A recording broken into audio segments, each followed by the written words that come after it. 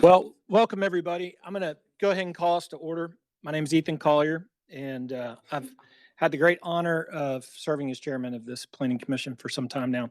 And before we get started, I'm gonna read something that I've prepared in advance and to my fellow planning commissioners and our staff and the public. So I do often say plenty. But I almost never have notes.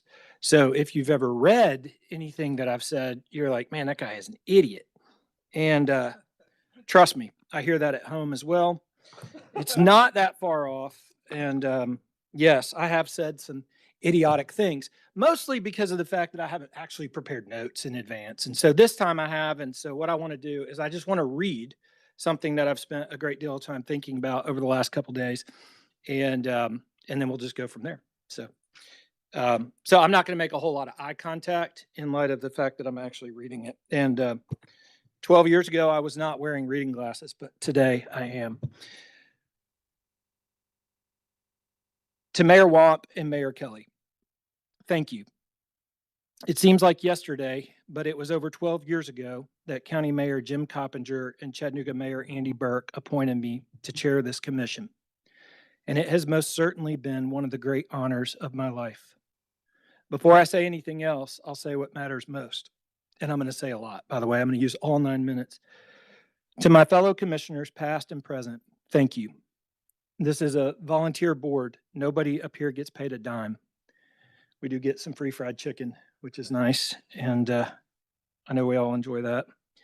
And most people have no idea how many hours you all give to reviewing applications and staff reports, driving out to look at pieces of property before a vote, and sitting through meetings that run long into the late afternoon. For those of you who work in the development industry, I think the cost has been even higher because it means stepped up scrutiny of your work. I know full well the cost. You've had to disclose, recuse, and defend yourselves in ways most volunteers never have to. I've watched you do it with integrity, and I respect it more than you know. Thank you, fellow commissioners. Our county needs you and your opinions. It's why you've been tasked with this role. I also want to thank the staff of the Regional Planning Agency. They are the professionally trained and educated employees of our city and county. They're not laymen, they're not developers, but public servants. And they're the ones who actually do all the hard work. The staff reports, the ordinance language, the late nights before a big agenda, and the area plans developed over months and months of neighborhood meetings. I've gotten to know many of them well over the last several years, and I can tell you that this community has no idea how much you care about getting it right or how hard you work to prepare Chattanooga and Hamilton County for growth. I've shared this before, but I'll share it once more because I believe it. It's important to understand how I believe this process should be working. I've always thought of this commission as something like a peer review. It's like a classmate reading a friend's thesis before it ever becomes a final draft, catching what needs catching, testing it, improving it before it goes to our elected officials, where the same debate becomes even more public. And yes, political. This is not a flaw in the system. It's the system working. But peer reviews only work if the reviewer's bringing different perspectives to the table. And that's something I've always appreciated about this particular commission. We are not just a room full of developers and engineers. We have members who understand this work from the industry side, like property rights, land development, plats, and subdivision regulations, and zoning. But we also have members who represent our neighborhoods and community groups who show up because they care about their streets, their communities, our city, and our county, not because it's their trade. That balance, that diversity of experience and of thought is exactly what has made this commission strong. It's led to better decisions than any one perspective could have reached on its own. And it's one thing I've loved most about serving here. Mayor Wamp has said he wants a chair who is independent of the building industry. And I want to say plainly, That's a fair thing to want, and I respect it. This community should always be asking whether this commission reflects everyone growth affects, not just the people building it. I'd only add that some of the best work I've ever been a part of here is because I understand a site plan or a subdivision regulation. I've spent over 20 years working in these regulations, and I believe that experience has helped me in my role as chairman. I also understand that 12 years is a long time for one voice to hold this gavel, and that different seasons call for different kinds of leadership in this seat. If that's part of what our mayors are looking for right now, I respect it. I want to say something else because I think it matters and because I may not get another chance to say it from this seat. Serving on this commission, the easy path would have been to never say much of anything. And by the way, that's what my wife would have wanted me to do. You just nod and you vote and you go home. Nobody on this dais gets criticized for staying quiet. But I don't think that's what this job is for. The public deserves to know who their planning commissioners are, not just our names, but what we think, how we think, and why we vote the way we do. If we're silent, people can't know us, and they certainly shouldn't trust us. So I've chosen more than once to say what I actually believed about growth, property rights, and housing, even when it was controversial, even when it cost me something personally. I'd rather have been a chairman people could disagree with than one nobody could read at all. I want to be clear about one more thing, and here I'm defending myself and my actions from this chair. I have never wanted to silence anyone who opposed a project before this commission, not once. We do, however, have rules and a process for how decisions get made and how this meeting is run. What I have wanted, what I still want, is for every voice to show up.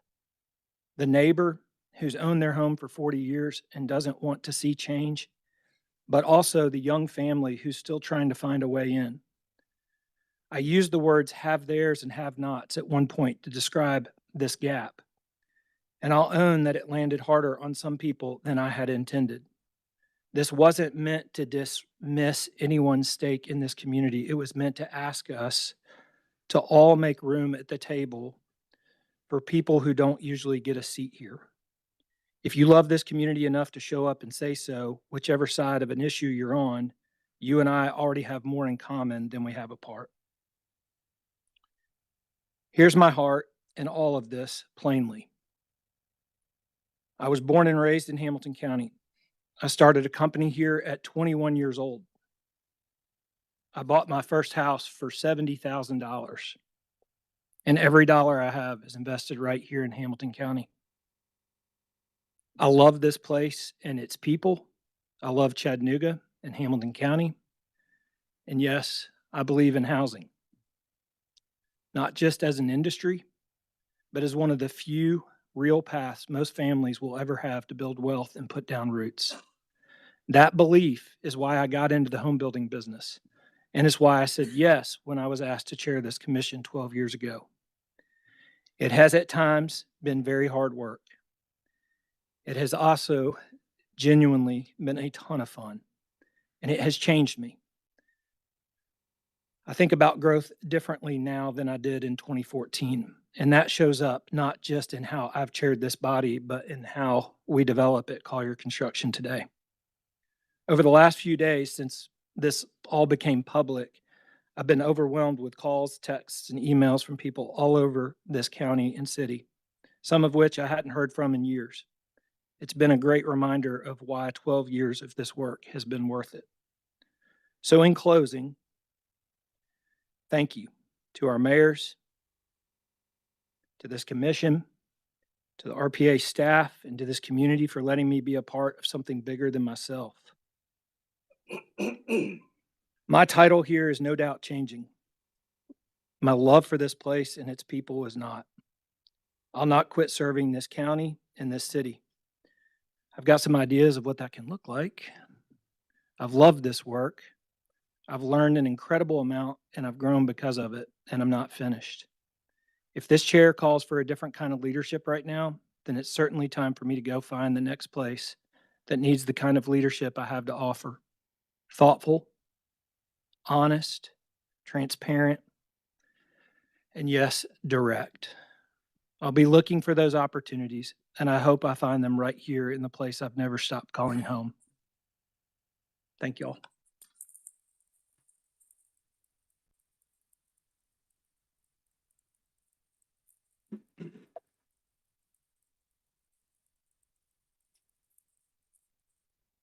I'm going to turn the meeting over to our vice chair and let him do the rest of our meeting. I'm going to leave. I think I'm going to go get a banana split is what I'm going to do. Chairman, before you leave, I believe we have a few other people who would like to speak about this as you end your time as chair with us. Was there anybody on Planning Commission who wanted to be recognized? Commissioner Maybe. Thank you, Mr. Chairman, for giving me a chance to speak. First of all, Mr. Chairman, or I think that former chairman, thank you for your years of service. It's I've had the privilege of serving with you on this board for at least 5 or 6 years now, and on other boards for many years past that. And I can say from experience that you have always been compassionate and dedicated to the task you've taken on, and I've seen that as an example here. So we appreciate your service for that. I've always found that even in times where we may disagree or you may disagree with somebody else, you're open to hearing other opinions, and that has been something I think has served you well, and it served this commission well. But most of all, I just want to say you're going to be missed, and thank you for all your time. Yeah. Yep. Commissioner Payne. Yep. I just want to do it. No. Normally I would adjourn at this point, but I'm not. I want to speak first. I want to say, thank you, and I want to say I've sat here probably longer than anyone. I think I'm the longest serving by probably a pretty wide margin. But I do want to say, times have changed, things have changed. Obviously, there's an enormous pressure, and understandably, citizens are frustrated. Infrastructure is tough. So your job, your role is extremely difficult, to try to thread and you eloquently said it. I don't care what your wife said. You did a good job here. Trying to thread a needle between understanding the concerns of people who live here now and have lived here for decades, but also addressing the fact that whether we like it or not, thousands of people are moving here, desire to move here. We have children that are growing up here that want to stay in their own communities, and trying to figure out how to house those people at the same time being sensitive to the people that are living here is a tall task for anyone to take on. And no matter what happens, we've sat in this room many times, and normally 50% leave mad. And there's no way to make everybody happy because it's extremely difficult. And you've done it in my mind with class, and I want to thank you for it, for sure. Thank you, Barry. Any other commissioners wishing to be heard? I believe we had one staff member who wanted to speak also. Can you come to the podium, please, Mr. Ledford?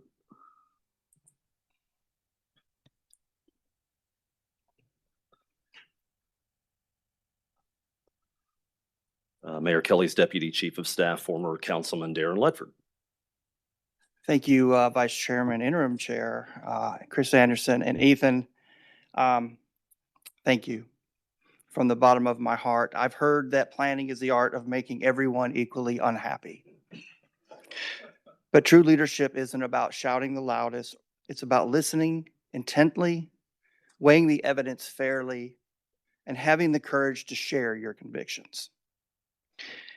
With a complete understanding of the nuts and bolts of the development process, you demonstrated that courage. In your role as chair, you rarely cast a vote. You reminded us on the Planning Commission's charge, and that is to base decisions on technical data and to leave the political conversations to the elected officials. Looking back over my 7 years on the Planning Commission, I learned a great deal about the development process from you. Going on over my shoulder, I was curious and eager to learn about the many challenges that home builders face, which helped me navigate complex zoning cases in the city and ensure that the community engagement process was conducted on the behalf of all of our constituents, yielding benefits and addressing concerns. As you challenged me to ensure I was well-informed, if not overly informed at times, in my role as a planning commissioner and an elected official, carrying over this body's recommendations, leaving no stone unturned with information provided to the City Council. Over the past 12 years, you have given up countless afternoons away from your business and your family. You have listened to hundreds of hours of public comment and read through mountains of staff reports. I recall many hours of conversations with you about how, as our children grow, we both share a passion for ensuring they have the opportunities to call Hamilton County home. Leadership is not a popularity contest you can win, but you didn't commit to the role of being popular. You committed to the role because you care. That will always carry tremendous weight in my book, and I sincerely thank you. Thank you, Darren. I miss, and I will miss looking to my right and saying, Councilman Ledford, Councilman Ledford, Councilman Ledford. With that, I think that's everybody, former chairman. But Ethan, I want to say you've served this body and this community selflessly and tirelessly as a volunteer for over a decade. Your ability to guide this commission through complex and often challenging decisions with a steady hand, fairness, and a calm demeanor has set the standard for all of us that I hope we will continue. You've truly modeled what excellent civic leadership looks like, especially when facing attacks that are untrue, unfair, and unwarranted. You deserve our gratitude for your dedication to public service. It's been an honor to serve as your vice chair these last few years, and I look forward to working with you in other capacities that I'm sure will happen for many years to come. Thank you, Chris. Thank you, sir. Appreciate it.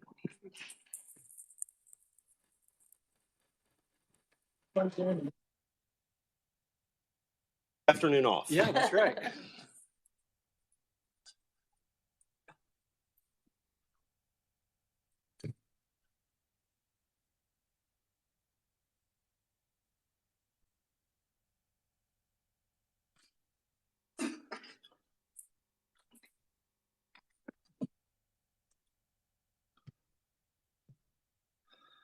All right, and with that, thank you, Brian.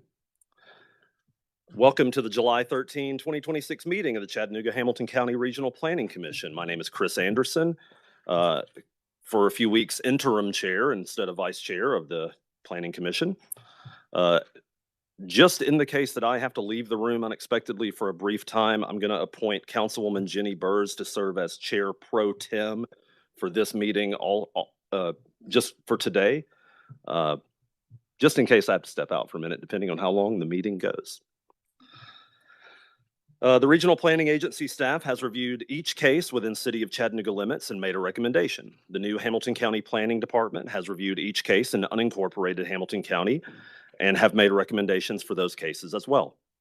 Planning commissioners have received the staff reports for the cases on today's agenda and have had time to review the case information prior to this meeting. We get it about the same time it goes public on the website and all of you can see it. For those cases with staff recommendations to approve or approve with conditions, I will ask the staff if there is any opposition to a case or to any of the conditions from the applicant or the public. If there is no one, unless a planning commission member requests a staff presentation, we will proceed to a vote. For staff recommendations to deny or for cases with opposition, we will begin with a staff presentation. Following the staff presentation, commissioners will have the opportunity to question the staff. Then I will ask the applicant to come to the podium. The applicant will have 7 minutes to present their request. There will be a time clock displayed that will keep track of your remaining time over here in the staff section. If there's any opposition, the opposition will have a total collectively of 9 minutes. If there are multiple speakers for opposition, I may ask you to wrap up your remarks so that others behind you in line can speak. Please begin by stating your name and address for the record at the beginning of any public statements at this podium. Name and address, please. After opposition is heard on cases, the applicant will then have 2 minutes to respond, thus giving applicants and opposition a total of 9 minutes each. Planning commissioners will deliberate at that point and may or may not have questions of the applicant and/or opposition. Unless the commission has more questions at that point, the commissioners are the only ones speaking at that point in the case.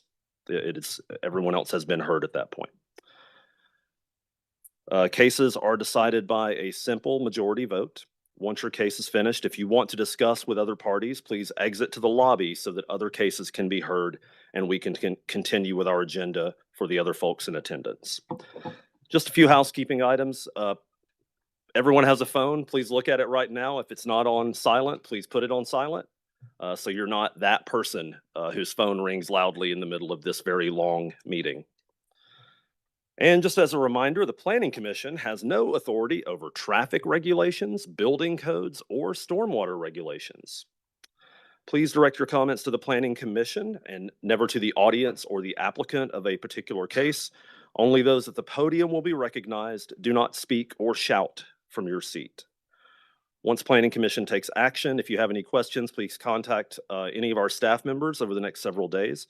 Note that for most requests other than subdivisions, Planning Commission makes a recommendation and final action on the request is taken by either the City Council or the County Commission the following month, allowing for another opportunity of public input at both meetings.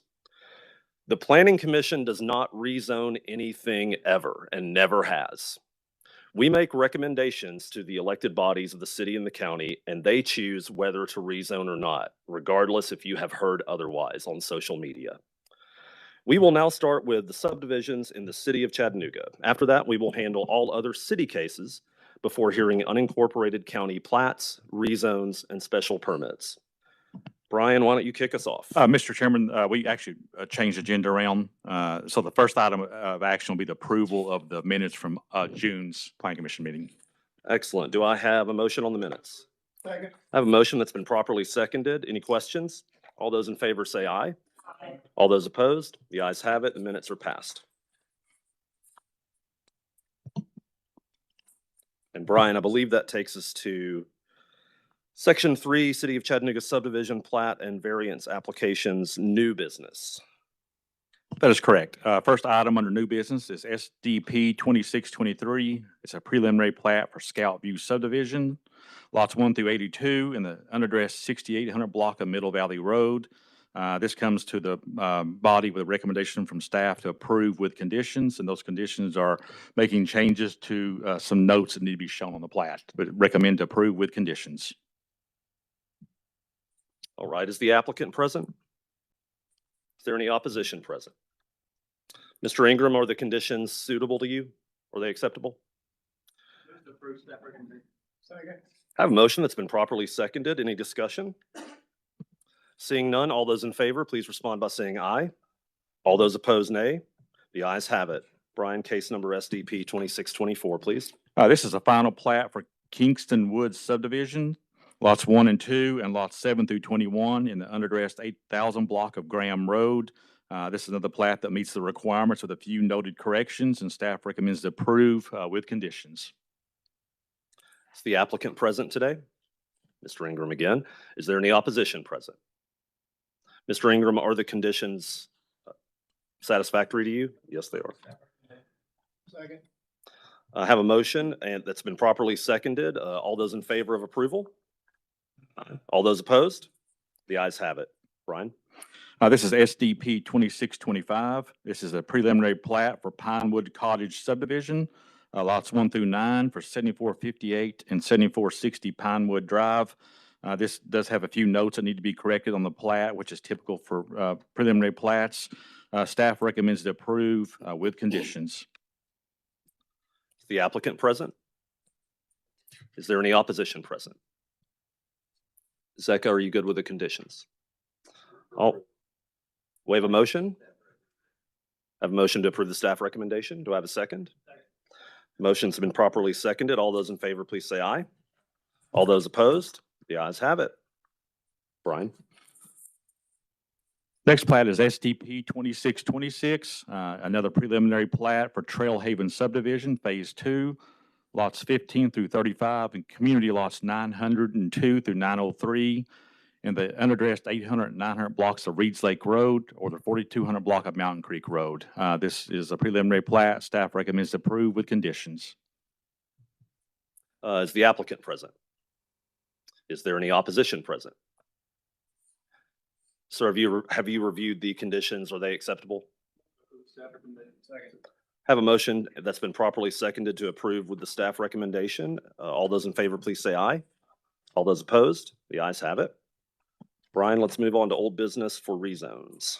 Sure, this is 26075. This is before this body last month and was deferred at the request of Councilwoman Burrs. This is Rod Hutcherson, Kimberly Horn for 7215, 7201 Tyner Road, and 2834, 2840, and 2852 Kirkman Road. This is a request to rezone from RN16 residential neighborhood zone to TRN3 traditional residential neighborhood zone. Looking at the map, this is roughly 13 acres in size, proposing at the time 99 dwelling units. That's a density of 7.55. There's been no zoning history on this particular piece of property. However, there's been recent zoning history on the budding property. As you can see, the arrows leading to those. And in 1996, to the left of the site or to the west, there was a request to rezone from R1 and R3 to R3 and RTZ in 1996. This is equivalency map to TRN3 with the new zoning code in 2025.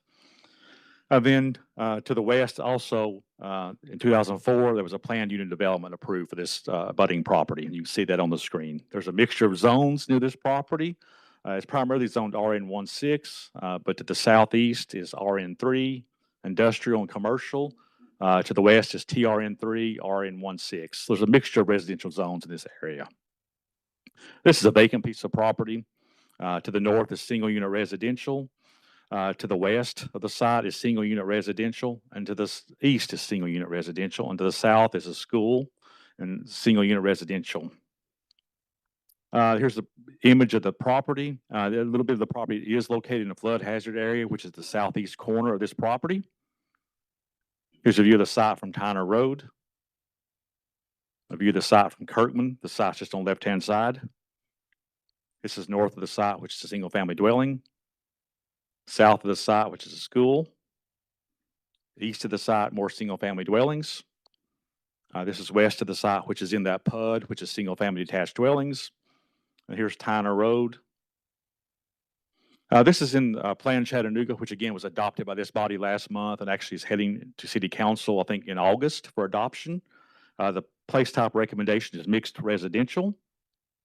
The mixed residential place type is intended to provide a wide range of housing options for residents at various stages of life and walkable destinations close in proximity. There are 4 schools and a public park within a half a mile of this site. I have a slide next to show you where those are. Due to their intensity, mixed residential developments are located along major streets or within walking distance, quarter mile of a transit route. Mixed residential includes a moderate to higher intensity housing, such as multi-story apartments, buildings and condos that support transit. Just in the middle of this site, you can see the site itself. I'll turn my pointer on. It's right here in the middle. This is to the site. To the north is Silverdale Baptist Academy. To the south is a school. To the southwest is a park. And then just basically to the west are 2 schools. So you can see it's really close to some public facilities in terms of schools and park. This is the original site plan and submitted with the request, shows 99 lots. I think 48 of those lots in the middle were attached to townhouses. The current zoning as zoned today is RN16. That has a minimum lot size of 6,000 square feet. This site is 13 acres, so staff did a rough calculation based on taking out land for streets and detention. So based on if you take out 10% of land for that, for roads and sewer and detention ponds, you could roughly get 84 dwelling units as it's zoned today. Assuming 20% is taken out for, which is the normal range you take out for roads and stormwater retention areas, that would mean roughly 75 dwelling units could be built on this property as zoned today. Again, Plan Chattanooga recommends a wide range of housing options, which is mixed residential. It has the standards here. The site is a 1/4 mile of Bonnie Oaks Loop, which is the loop of Carter Route number 4. So that's a 1/4 mile of the bus route. It's within a 1/2 mile of various destinations from Bess T. Shepherd Elementary School. You have Tyner Road across from the site, across the site from Tyner Road. There are sidewalks that lead to Tyner Middle High Academy. There are ball fields within close proximity to this site, so there's walking distance from this site to those uses. Kirkman Road is where the plan recommends a transitioning to more suburban residential place type, which means basically larger lots, if you will. The homes across Kirkman Road from this side are larger lots with frontages ranging from 60 feet to 135 feet in width. The proposed site plan has Kirkman Road as the frontage of residential single unit lots. The TRN3 zone permits lots widths of 40 feet and 3,000 square feet lots. Staff recommends transitioning along this edge of Kirkman Road to provide a minimum of 5,000 square feet lots. This allows more density along this frontage that is currently permitted and provides a transition to those larger lots to the west along Kirkman Road. The request of the rezoning does align with the draft plan Chattanooga, again, which was adopted by this body last month. The proposed development does provide walkable access to nearby schools and city park and a recreational facility. So staff recommends to approve TRN3 at this location with 3 conditions. Maximum number of units tied to 99. No more than 48 attached townhouse units. Townhome units shall not be located on lots that abut Tyner Road or Kirkman Road. The intention of that is to make those townhomes to the interior of the site. And dwelling units fronting Kirkman Road shall have a minimum lot size of 5,000 square feet. The applicant did submit on, I guess it was Thursday of last week or maybe earlier, a revised site plan reducing the number of lots to 94. And it shows along Kirkman Road larger lots than what was proposed originally. Those are, I think, 5,000 square foot lots along Kirkman. So they have changed the number of lots from 99 to 94, still keeping 48 attached units to the interior. So staff recommends to approve with those 3 conditions and may have to amend some of the conditions depending on the discussion today. Mr. Chairman, I recuse myself from this. Thank you, Commissioner Payne. Any questions for staff? Commissioner Highlander. Thank you, Chairman. Brian, thank you for that very thorough investigation of this.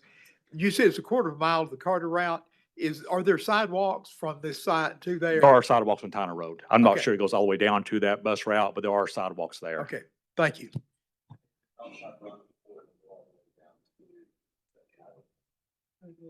Yeah.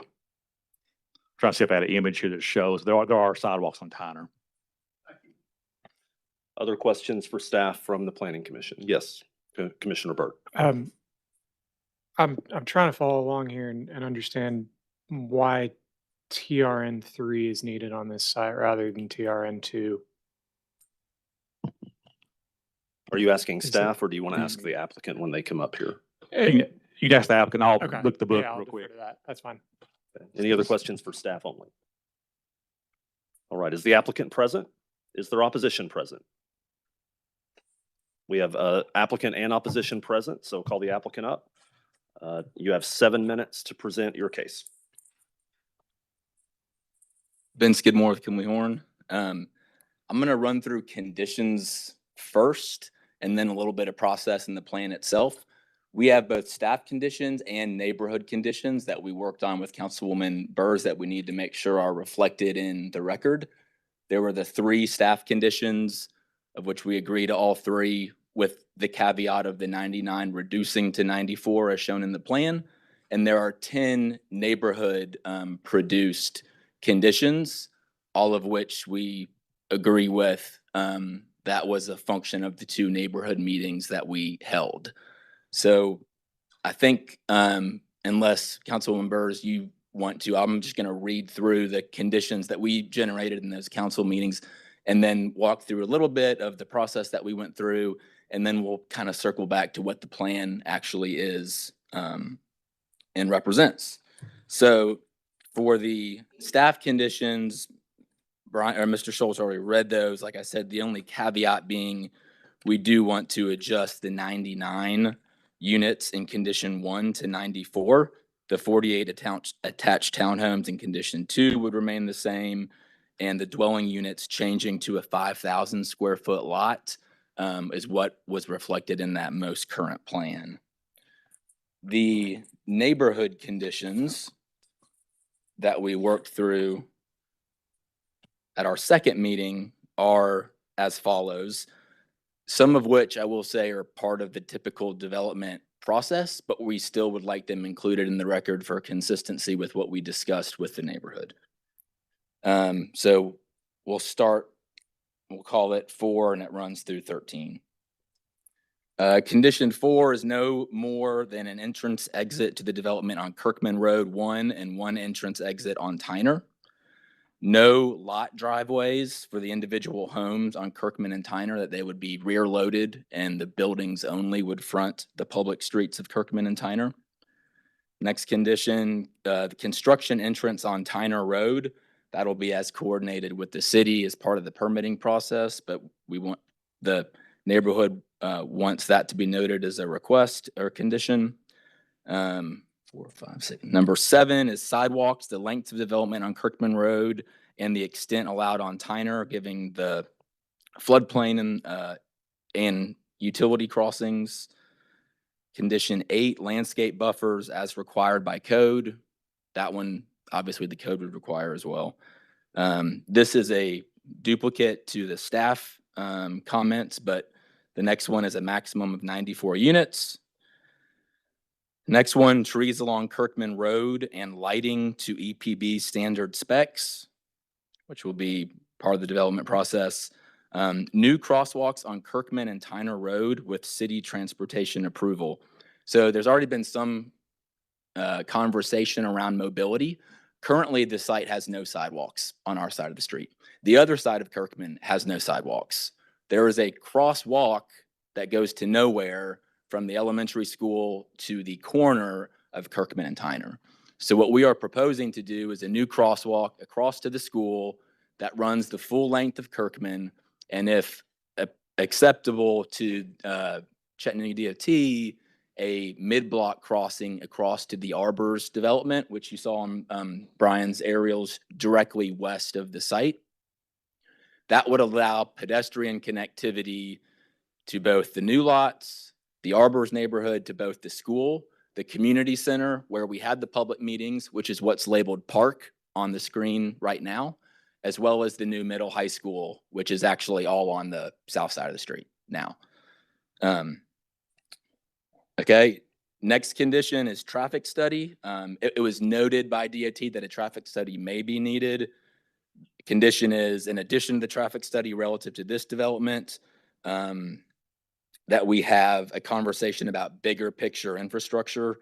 It's noted that there's concerns in the area more regionally that maybe this individual development is not creating or causing, but there is a desire for a larger traffic study. And then the last one is a stormwater plan, which of course will be required at the LDP phase. So I know that was a long list. In total, that was 13. At least one of them is a direct duplicate of staff comments. So I believe we're at 12. And then if some of them, I think we would prefer to keep all 12, but there's probably 4 or 5 that are just course of action in the LDP process that are going to be required, however y'all want to handle that. So that's the condition list. Process and public meetings. With the help of Councilwoman Burrs, we had 2 public meetings for the project. In addition to the staff comments, which was changing the character along Kirkman, a large point of conversation was around mobility. That's where some of these conditions around connectivity back over to the Arbors, intentional sidewalks and safe crossings, both to the elementary school, community center, and middle high school, all being part of those adjustments. At the second neighborhood meeting, we had a vote with majority in favor of the latest scheme, which was the 94 lots, what's shown on the screen here, with all 12 of the conditions as provided that the development team are in agreement or in support of. And so that's sort of the general summary of where we're at. To the question about the lots, so there are intentionally 3 distinct product types as part of trying to create a mixed residential neighborhood with some varying price points, but still all at attainable prices. All of them have masters on the main, trying to be considerate of both new home buyers as well as empty nesters. The lot actual configurations for some of the rear lots don't comply with TRN2. And so we are not near the TRN3 max. We are not requesting apartment density, but based on the lot configuration, that's what was driving the TRN3 request. But we think the conditions safely protect around what level of intensity we really are wanting to propose here. Last thing to note, and then I'll be quiet for a second. There is also a land donation to Silverdale as part of this development. And instead of maxing out the existing lot, the adjacent area you can kind of see on the plan on your left is not being developed and will be dedicated to Silverdale. I think I touched on most of the questions that we had previously, but if not, yell back at me and I'll try to answer. Thank you. Thank you, Ben. Any questions for the applicant? So just to clarify, Commissioner the Byrd? TRN2, it's the lot size on those back units that's driving that? Okay, thank you. Correct. Yep. Commissioner Johnson? Thank you. I just want to congratulate you. That was an outstanding approach, meeting and coming up with and listening to the public. Excellent. One clarification though, you mentioned traffic study and you talked about a local versus regional. Which are you going to do? Yeah, so staff will have a local or a TIA for just this development, but there were requests around larger impacts that would extend out. The actual scope of the project would be coordinated with DOT in terms of which intersections can or should be studied. But we did want to note that a request as part of the conditions is to make it more regional than just the adjacent intersections based on issues, frankly, that the community have experienced. Commissioner Hyde. Thank you, Chairman. Thank you for your obviously diligent work with the community. I appreciate that very much. You said a donation to Silverdale. Is that to the academy, I assume? Yes, sir. And what's the area of the land there? I don't have the exact acreage. I want to say it's about 3 acres on that end. And in all transparency, the distinction between the church and the academy and what legal entity is what, I'm not 100% sure. So I don't want to mislead you in that. But my understanding is it is the school entity, which is really the adjacent use. Okay. That was what I assumed from the proximity there, but thank you very much. Sure. Councilwoman Burrs.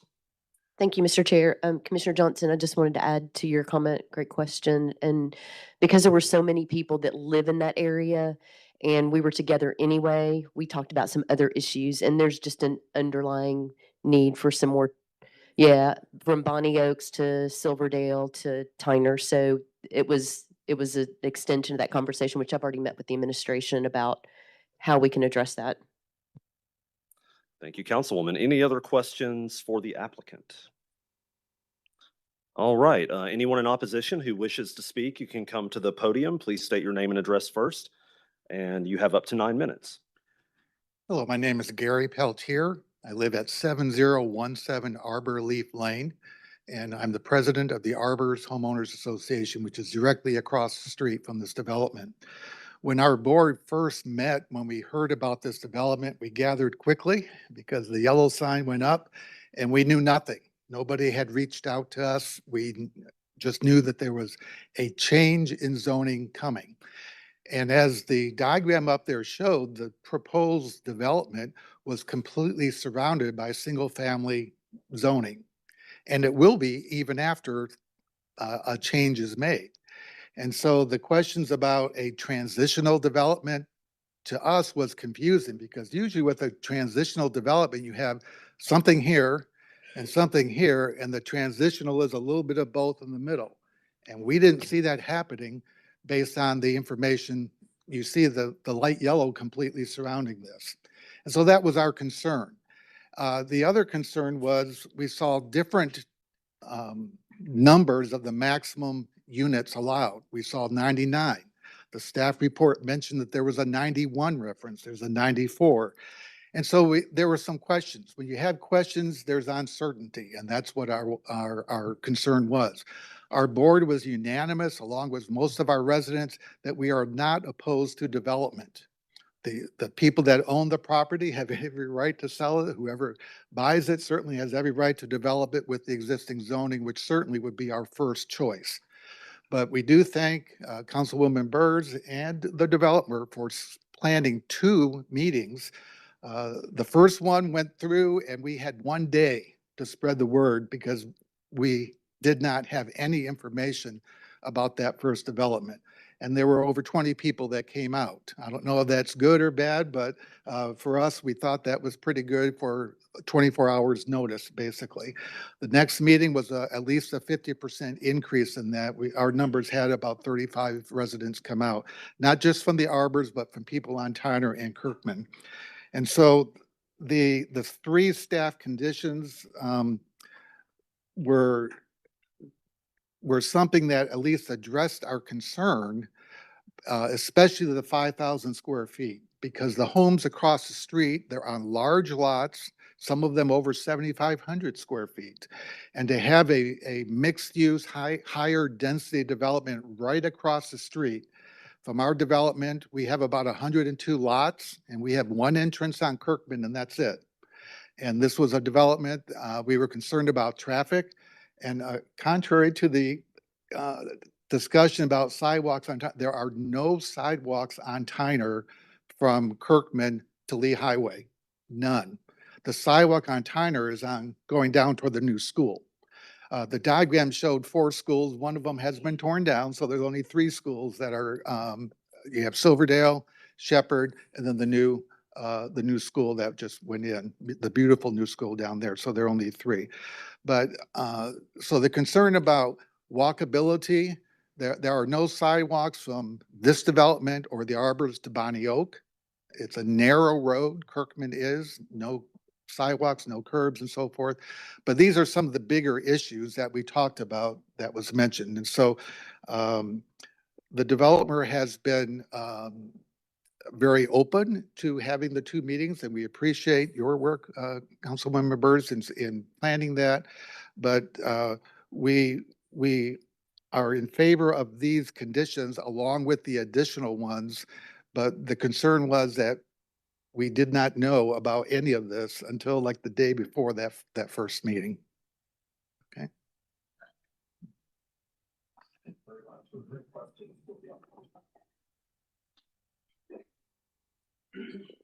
Okay, seeing none, is there anyone else who would like to speak?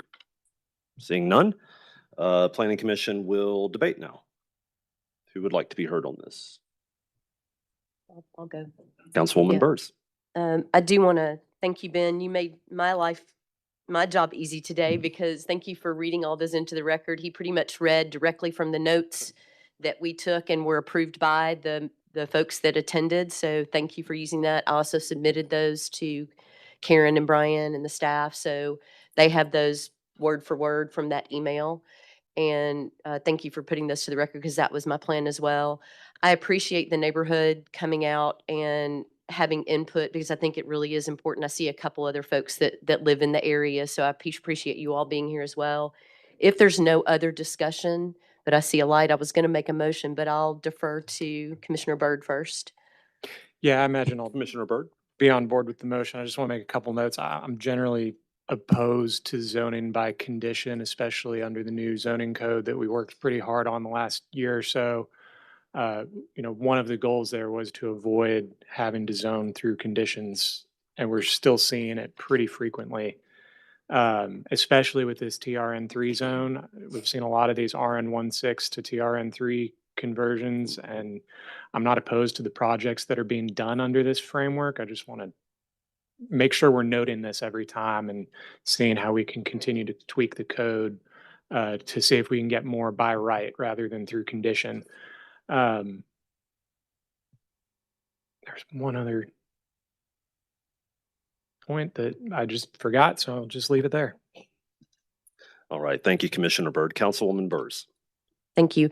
I appreciate those comments. I think that a lot of times when the community meets, they're not as educated, and that's, on me and other folks that meet with the community about what land development office requires, and it just gives them peace of mind that what they've said and the information that they've shared, they know that their input is recorded.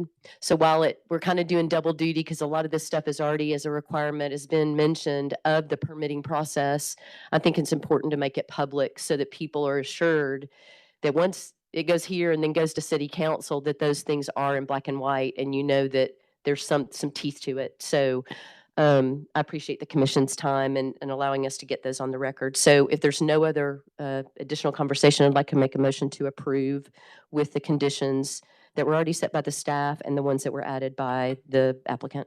Second. I have a motion that's been properly seconded. Any discussion on this one? Mr. Chairman, real quick. Yes, Since Councilwoman Burrs stated the staff condition, we need to change that one from 99 to 94.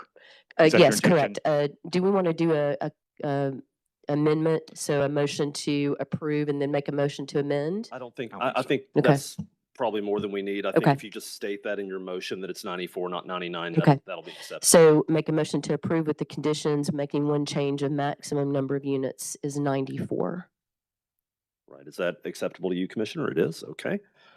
Brian, anything else for us? No, I think that's it. All right. All those in favor, please say aye. Aye. All those opposed? The ayes have it. Let's move on to, and Brian, you do have a list of those conditions, right? I In do. writing? Okay. I do. Great. All right. Well, take us into new business, sir. We're ready. Sure. This is case 2026-50. Tiffany Farley with Kimberly Horn. This is lift and amend conditions, and also to change the PUD boundary from 25 feet to 10 feet along for 2 lots for 1547 Mercer Street and the unaddressed 1500 block of Mercer Street. I'm not talked to the applicant. She is okay with the staff conditions as recommended. So I'm not sure if there's opposition or not. If there is, I'll be glad to go through the case. All right. Any questions for staff on this one? Is the applicant present? Yes, she is. Is there opposition present? Yes, is there opposition present? Raise your hands high. Nope. Tiffany, you're okay with the conditions? What's the will of the commission? Have a motion to approve with conditions. Have a second. All those in favor, please say aye. All those opposed? The ayes have it.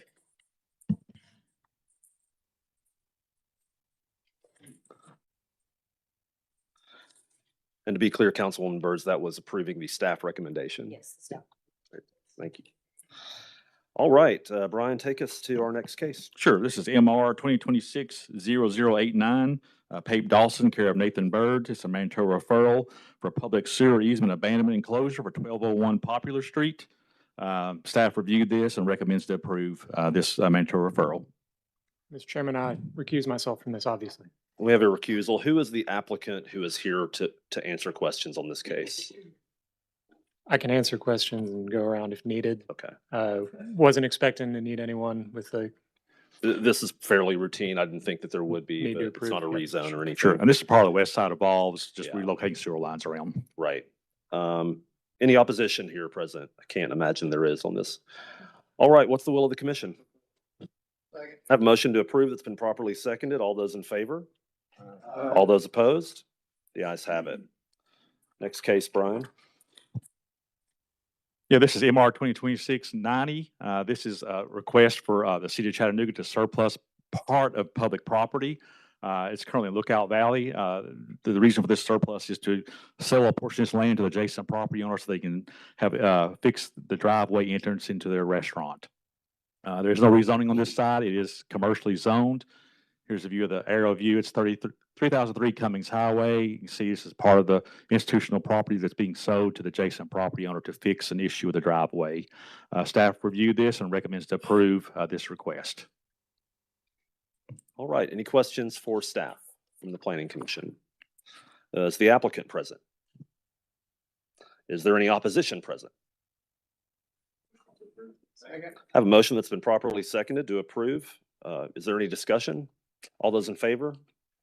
All those opposed? The ayes have it. Brian, next case. Let's see. This is case 2026-91 for Nolan Woody. This is a request to rezone from RN 175 residential neighborhood zone to RN 2 residential neighborhood zone for 127 Fern Avenue. This is in Lookout Valley. This is a request to rezone this property from RN 175 to RN 2 for the construction of a duplex or 2-unit dwelling. It's roughly 0.14 acres in size. Number of units proposed is 2. That's a density of 14.2 dwelling units per acre. There's no zoning history on this particular piece of property other than the equivalency mapping from R1 to RN 175.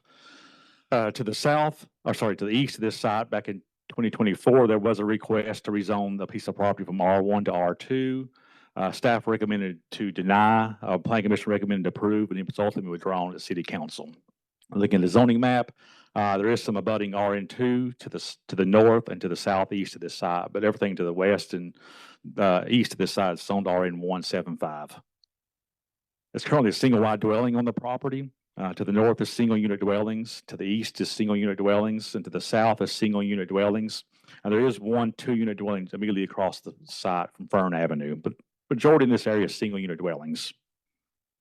Here's a view of the site from along Fern Avenue. This is west of the site. These are 2 single-unit dwellings, which is like 2 lots over from the request. This is the area south of the site along Fern Avenue. This is the existing 2-unit dwelling immediately abutting this site to the south. Another area south of the site on Fern Avenue, which is single-family dwelling. East of the site, this is a corner of Kelly's Ferry and Fern Avenue, which is a single-family dwelling. This is looking east at the corner of Kelly's Ferry and Fern Avenue. Again, more single-family dwellings. This property is in Plan Chattanooga, which recommends suburban residential. Here's a site plan submitted to the request. This is a triangle or a pizza-shaped piece of property. You can see they're trying to do 2-unit dwelling on this property. The RN2 zone, which permits 2-unit dwellings, is not supported by the suburban residential place type. It does not meet the secondary use criteria in the Plan Chattanooga. Under the City of Chattanooga's ADU ordinance, properties that contain single-family dwellings can build an ADU. The site is currently zoned RN 175, which can be developed with a single-family dwelling, and an ADU, which meets the missing middle housing opportunities the city is encouraging. There is an alternative to put 2 units on this property, that being a single-family dwelling and an ADU. So staff recommends to deny this request, as there are other options to be able to get 2 units on this property using the single-family dwelling and ADU tool instead of rezoning to RN2. Any questions for staff from the Planning Commission members? Is the applicant present? Is there opposition present? Come on up. You have 7 minutes to present your case and 2 for a rebuttal if you want to go ahead and take it now, since there's no opposition present. So. My name's Nolan Woody. I'm the applicant for 127. Hold on one second. Can we turn his microphone on? Sorry, sir. Can you start over? There you go. It's on. Good? Yeah. Check. Can you hear me? All right. Good afternoon. My name's Nolan Woody. I'm the applicant for 127 Fern Avenue. I'm a lifelong Lookout Valley resident. This neighborhood means a lot to me personally. There was previously an older mobile home on this property that was in poor condition and has now have been removed. As you could see on the slide there, it was previous R5, and with the new zoning got moved to RN 175. So my goal is to replace it with a quality duplex that is attractive, well kept, and a positive addition to Fern Avenue. I also own 119 and 121 Fern Avenue, which was also shown on the slide. Those are duplexes, even though I think they are now zoned R1. That was previous to the new zoning ordinance. I believe those have been good additions to the neighborhood with quality construction and quality tenants. This request is consistent with the surrounding area because RN2 zoning is adjacent to the property and across the street. and 2 houses down. There are already duplexes nearby. I understand staff's concerns, but I believe this is a reasonable infill request and a meaningful improvement to the property and the street. A duplex is cleaner and more practical layout for this lot. It creates 2 quality long-term units in a single well-designed structure with a more predictable appearance, maintenance plan, and management approach. My goal is not to overbuild the lot, but to create a small-scale residential project that is attractive and fits the existing pattern of nearby duplex development. I understand the staff note regarding the 25 building setback line. The concept plan was submitted to illustrate the intent of the project, and any final design will comply with the applicable deed, plat, and development requirements. I would appreciate your consideration.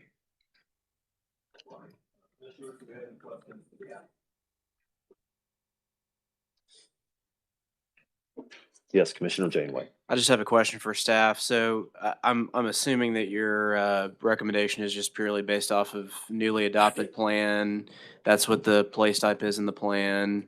Because I live in the area and I bought my first house one street over, and there are quite a few duplexes all the way around the block right now. Yeah, it partly was the plan as well as the secondary use criteria not meeting that, as we also did look at the adjacent land use. Yeah.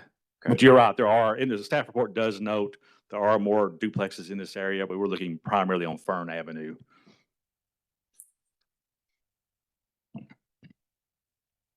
Yes, sir. Commissioner Highlander.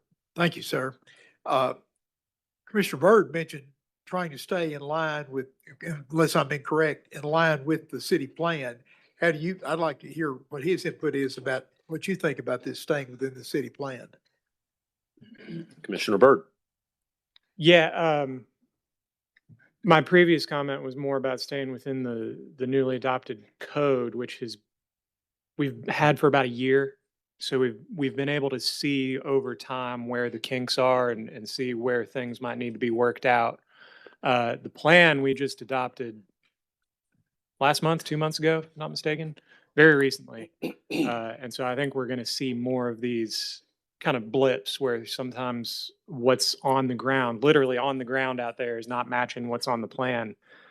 This feels to me like possibly an oversight in Plan Chattanooga, just this block being suburban residential when really it's duplexes. Thank you. And I will say staff is 2 over. I think we were thinking those were single family dwellings. No, there's duplexes there. I'm not sure how those got constructed because that was R15 or R1 at the time. I'm not sure how that got constructed without doing some research into it, but that does probably change a little bit. There are a 2-unit duplex 2 lots down from this site.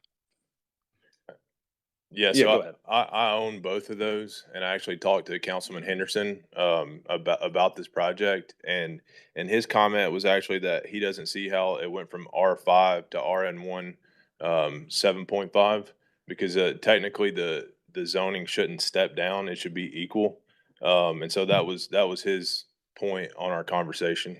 I did have that same concern, Brian. Yes. About the equivalency mapping, maybe that one being a little mistake when it was equivalency mapped. That's something we can look into before this gets to city council. Okay, thank you. What's the will of the commission? Sure. I'll make a Yes. motion to approve. I think this is certainly appropriate based on the context we've just discussed. Thank you, Second. sir. We have a motion that's been properly seconded. Any discussion? Just one more comment. Yes, sir. Commissioner Janeway. Having lived in this part of the community, I think a little bit more density in the area is probably a good thing. And a lot of the houses that are existing are quite old, and it probably is in need of some revitalization. And so I'll be supporting this project. All right. Any further statements from the commission? All those in favor of the motion that's been properly seconded, please respond by saying aye. All those opposed, the ayes have it. Thank you, guys. Next up, Brian. Sure. This is MR 2026-92. This is the request of City of Chattanooga Real Property Office for a mandatory referral for the acquisition of part of private property for public use in the part of the 3300 block of Broad Street. This is in front of WDF Channel 12. The city installed new sidewalks along Broad and West 33rd Street. They need to put an ADA ramp, and it's not easily to do that with the current right-of-way. So the city is requesting to buy, I think it's 100 square foot of property from Channel 12 to construct ADA accessible ramp for this project. And so staff, you can see the sidewalks where it just dead ends, so they need a ramp here. So staff recommends to approve this acquisition. Have a motion that's been properly seconded. Any discussion? All those in favor say aye. All those opposed? The ayes have it. Brian, let's go to case number 6. Sure, this is MR 2026-94. Again, another request from the City of Chattanooga Real Property Office. This is a mandatory referral for the acquisition of private property for public use for 2237 Jenkins Road. You can see this property is zoned R2. There's no zoning history on this property, but just to the north at the corner of Shalford Jenkins Road, this body had a zoning case maybe 2 months ago for a construction of a Weigel's convenience store at this intersection. This part was part of that property owned by Weigel's, so they're intending to sell this for the future construction of a fire hall. So staff reviewed this and recommends to approve this mandatory referral, and a fire hall is permitted in the current zoning. Second. Have a motion that's been properly seconded. Any discussion from Planning Commission? Seeing none, all those in favor say aye. All those opposed? The ayes have it. Brian, let's go to the last rezone. Sure, this is case 2026-95. This is for Cowboy Ridge LLC, Ben Hageman and Ben Peppers. This is to rezone from RN1 6, let's see, RN1 6 residential neighborhood zone to RN1 3 for 26 acres, 72 units. That's a density of 2.7 dwelling units per acre.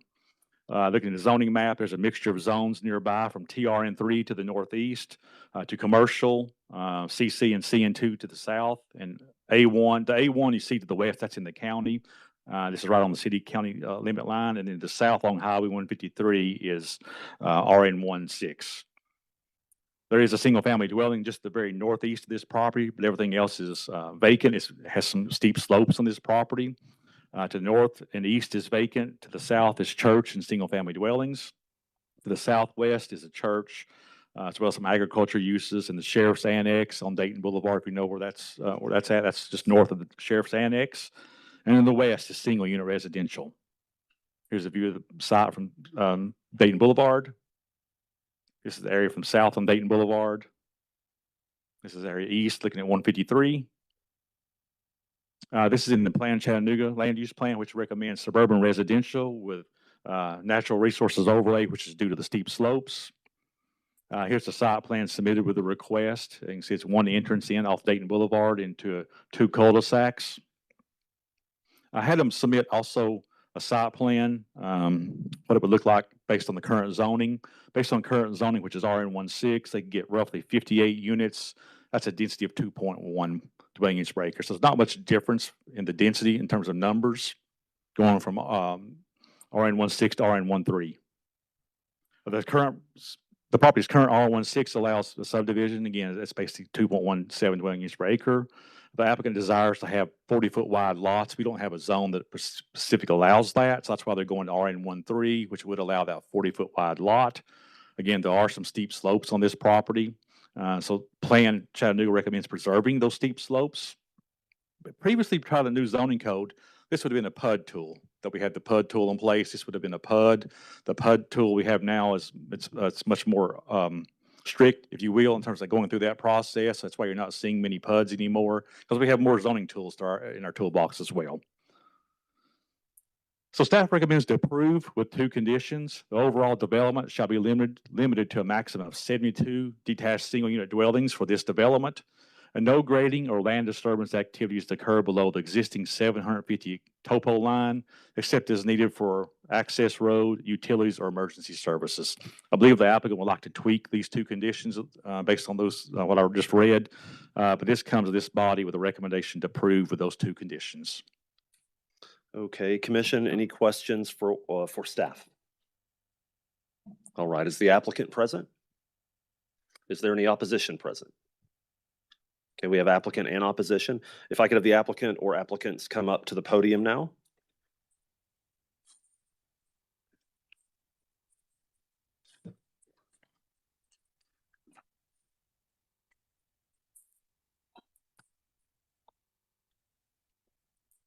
Please state your name and address, and you'll have 7 minutes. Yeah, my name is Ben Peppers, 3761 Revenuers Lane and on Signal Mountain. So we are looking to take 26 acres and rezone it to the 1-3 from the 1-6. Basically, it gives us a smaller setback on the front so that we can get basically a little bit higher density, but also less land disturbance trying to develop just the hilltop of this. We've assembled 3 pieces of land that equal the whole ridge, and all we're trying to do is develop just the ridge top, obviously. Yep. Thank you.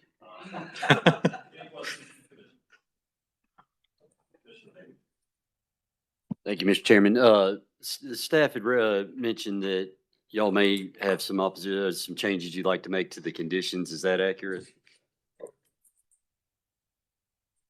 Brad Brackett with Pape Dawson. So we were just wondering about stormwater, if that was included in the utilities, and we think that that would be included. So that's just, we wanted to confirm that. Yeah, one of the conditions was on this number 2, which is no grading. It does not mention stormwater, but we could add that to be clear that you can have stormwater management in that if that's something this body wants to do. It's just clarifying what those conditions are. Any other questions from Commissioner Payne? The stormwater structure below the elevation line that you're talking Yeah, about? it says utilities now, but it doesn't mention stormwater management, if that's a part of a utility or not. But to be clear, you could add stormwater management in that. But y'all are good with that? I think we're fine with that. All right. All right, if there are no further questions from commissioners, I'll call the opposition up. You have 9 minutes from anyone on opposition who would like to speak.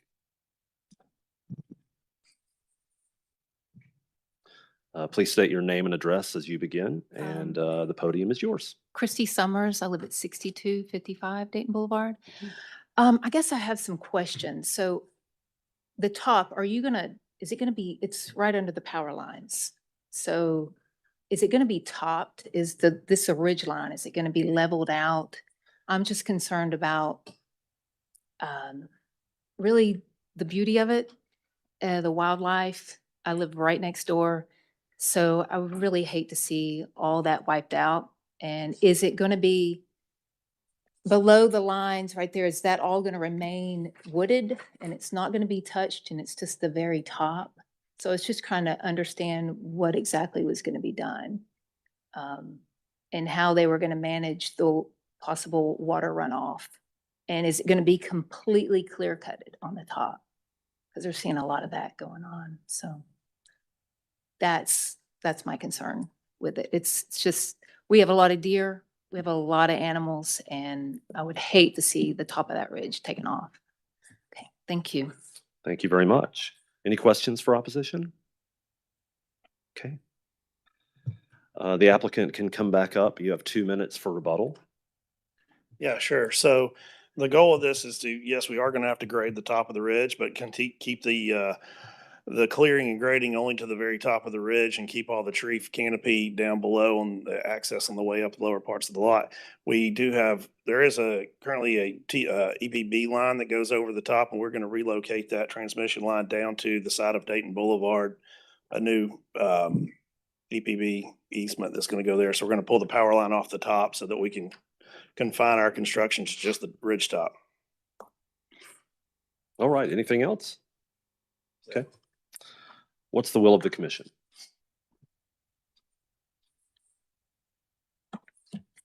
Not everybody at once. I'm gonna make a motion to approve the staff recommendation with the understanding that the stormwater pond is included in the utility exception. I have a motion that's been properly seconded. Any discussion? Seeing none, all those in favor, please say aye. All those opposed? The ayes have it. And ma'am, for the opposition in that last case, I can assure you, things like stormwater and land disturbance are governed not by the Planning Commission and the rezone process, but rather the Land Development Office, and this will touch 9 hands at least before the permit is issued, and each one of those 9 hands has a role in something like stormwater. So this is the beginning of the applicant's process, not the end. All right, moving to resolutions and amendments. We have two of those for the city of Chattanooga today. Brian, you want to take us through the first one? Trying to pull up a presentation here. I think Kenneth from LDO is going to be here presenting on that.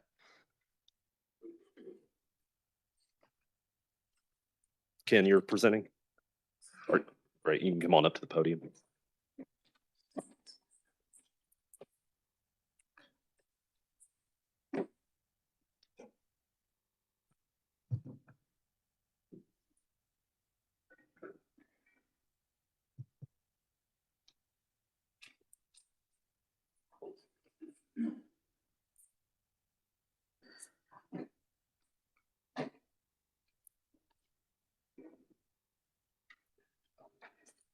Good afternoon, everybody. I'm Ken Martin. I'm the city floodplain coordinator.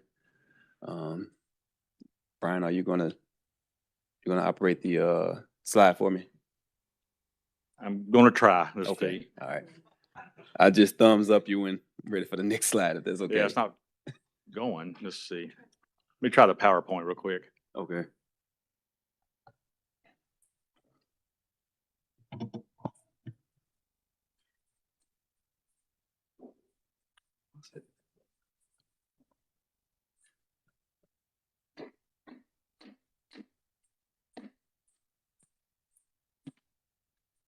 Oh, it's popping up.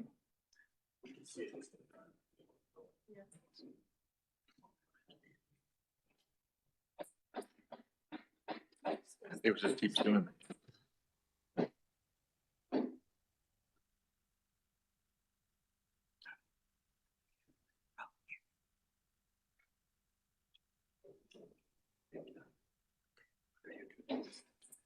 See, I'm technology hindered. Had to get somebody. That's why Kate is here. Yes, come to the rescue. Thank you, Cassie. That's all right, Brian. I brought my band in the back, so. Well, just bill me. Like I said. Just tell me you're ready to go. Ready to go. Go back to the first one. Okay. Thank you for joining us today. We're here to discuss the proposed updates to the flood regulations. These changes represent a significant investment in the long-term resilience and safety of Chattanooga. Our overall primary goal is to clearly communicate how these proactive zoning updates will directly benefit residents and by protecting property values, reducing flood-related risks, and lowering insurance costs. By modernizing these standards to include advanced compensatory storage and base flood elevation regulation requirements, we're positioning the city to maximize community rating system credit points, which translates into deeper insurance discounts for property owners. Ultimately, these measures serve to protect the existing neighborhoods and create a more affordable, secure environment for future development, offering substantial long-term savings for our residents. Since our last update with the Planning Commission, our team has worked closely with both internal and external stakeholders to refine these regulations. Following the last presentation, we incorporated feedback from the community and key industry partners to ensure these updates were both practical and effective. While we're here, our timeline leading up to today includes receiving new flood maps that were initiated by FEMA, which became effective November the 25th of 2025. I'm sorry, November the 28th of 2025, necessitating these regulatory updates. We felt it was a great opportunity for the city to standardize flood regulations that would allow for maximum CRS credit discounts and floodplain preservation. This was an initiative that was headed up by Public Works, beginning around 2024.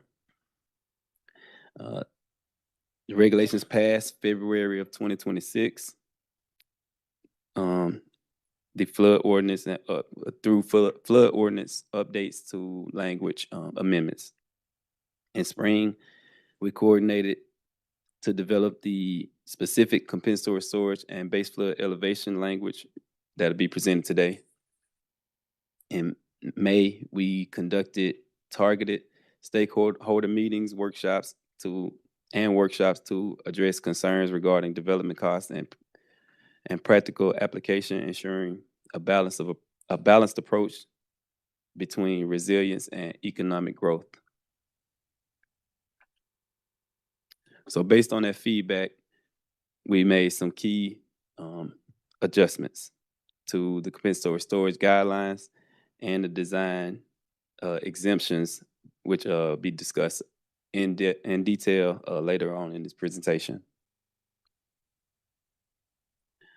At our last updated meeting, Planning Commission members expressed some concerns about the property owners,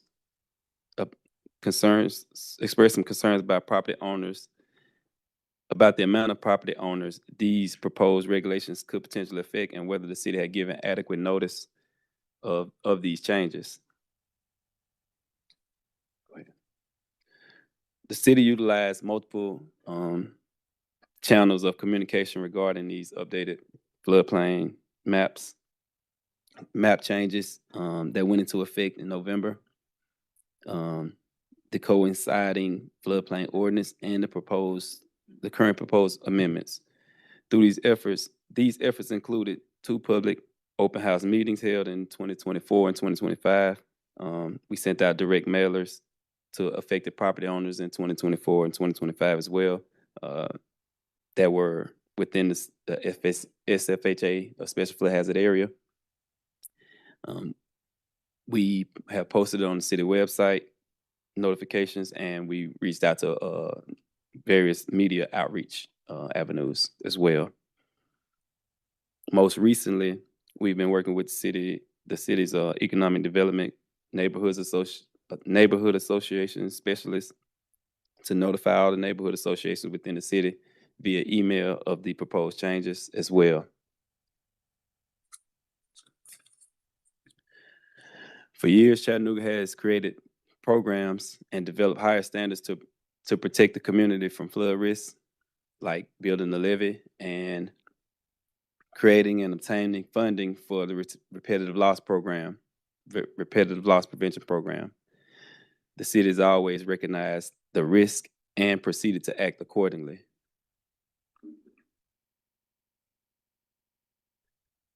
There are currently 20 municipalities throughout Tennessee participating in the CRS program. 60% of those communities are receiving credit discounts on flood insurance costs for their residents. Our goal is to become the top community in Tennessee. Adopting standards that will prohibit loss of floodplain functionality will earn us credits to receive a rating of Class 5, earning flood insurance discounts of up to 25% off, saving policyholders thousands of dollars annually.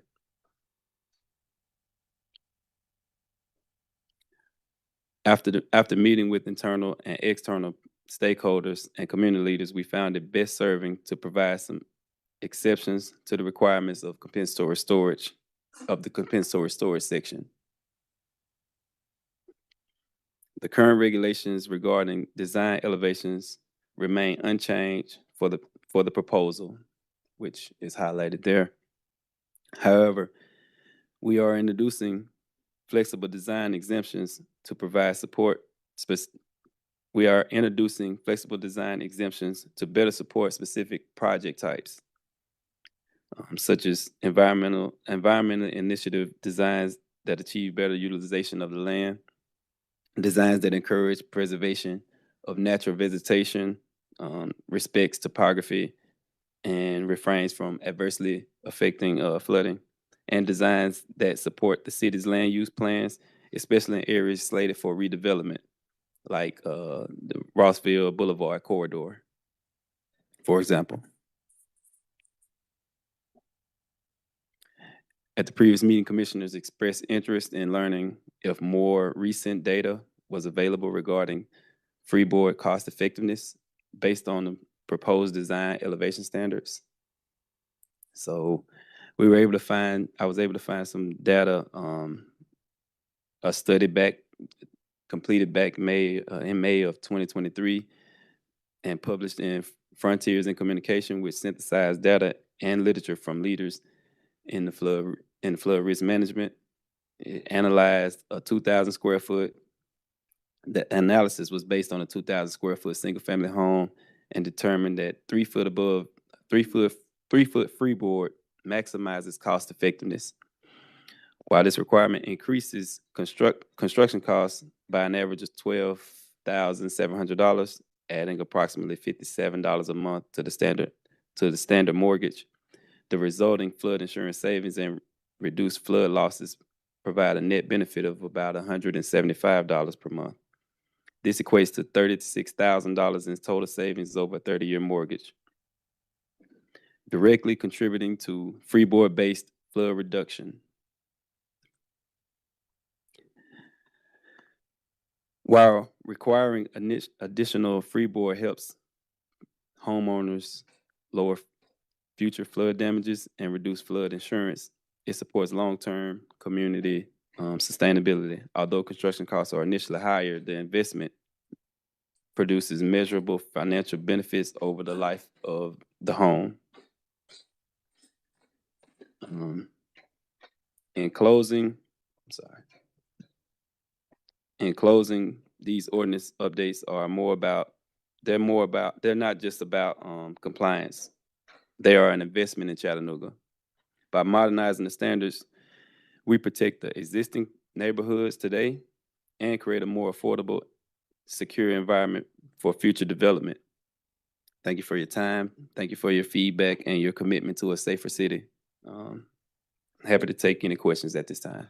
Thank you, Ken. Stick around. I've got at least a couple commissioners who I know have some. Commissioner Highlander, we'll start with you, and then Commissioner Janeway. Thank you. I cannot tell you how much I appreciate your efforts of trying to get the CRS benefits. The one-to-one dirt displacement is, I've been trying to study this, and I've got a friend who has a doctorate in this and works in South Georgia. But I am very concerned, city and county, about our insurance and the fact that you're doing more than the absolute minimum requirement. I very much appreciate FEMA has a minimum requirement that most everyone meets, but that does not help the insurance requirements as much as it should. And I very much appreciate your efforts in trying to go above the absolute minimum standard. I hope we can do that city and county. Thank you, Chairman. Yeah, thank you, Chairman. Great update this time around. I thought, you added quite a bit of information that was really helpful. I would like to hear a little bit more about the flexibility that you're talking about in some of those areas that are flood prone, like Rossville. I know that Mayor Kelly and Mayor Want both are interested in seeing that area revitalized, and they're even looking at different strategies to how we can do that. Tell me a little bit more about the flexibility you're talking about that could be had when you do innovative designs. Absolutely. So we've added some exemptions to include 2 or fewer single family dwelling units. Projects that have a total square footage of less than 5,000 square feet would be exempt as well. Any type of designs that are deemed to be innovative and inclusive of natural protection of the floodplain and based on topography and geographic location. The discretion is of the Land Development Office and the Director of the Land Development Office and the designee to make those determinations based on innovative design. So and also to include areas that have plans to be redeveloped. We're working closely with those communities to be able to find ways to make those developments be more feasible and economically developable. We're also working with the Economic Development the Economic Development Department to create a grant funding for developers to be able to have for properties that are affected or projects that are affected by these proposals of these proposed regulations. We're looking to have a grant program to reimburse those developers for those added costs. All that sounds pretty good. I guess the only question I have still is, basically, so what you're basically saying is that any flexibility that exists is at the discretion of, I guess, the director of LDO. And so they would look at projects individually and determine where that base flood would be based off of, how much that the developer's willing to do otherwise to support, good floodplain plain practices. Absolutely.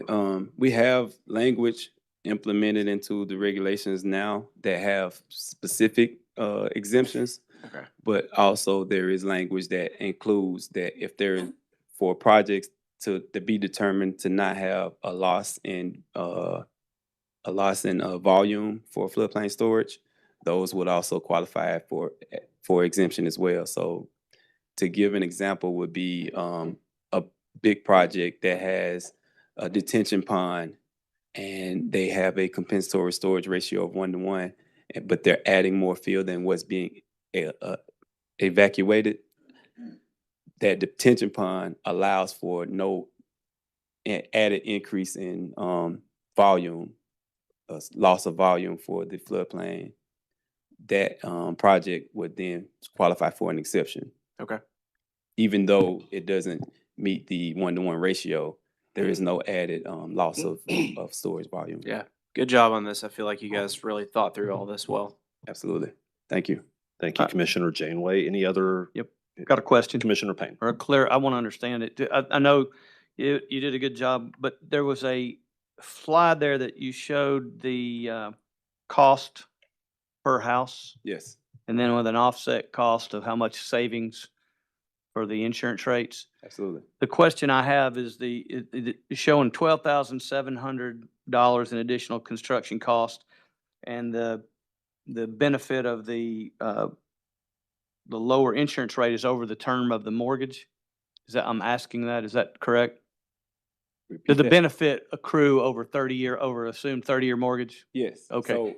So what my concern is, if you additional 12,750 is going to, if you can't afford the house, it doesn't matter what you save over 30 years because you're not going to be able to buy the house. Absolutely. So I guess what I would suggest or ask, if you're looking to figure out ways to incentivize or at least minimize this, while I appreciate developers getting reimbursed, I would think if you put a fund together that said, let us help make up the cost to the buyer, because the challenge we have right now is people being able to get in houses, and every dollar, we've seen all kinds of statistics, but if you add a dollar while noble, in the ultimate goal, you're still knocking people out of a chance to buy a house. And I think, man, we need to be looking at that at every single chance.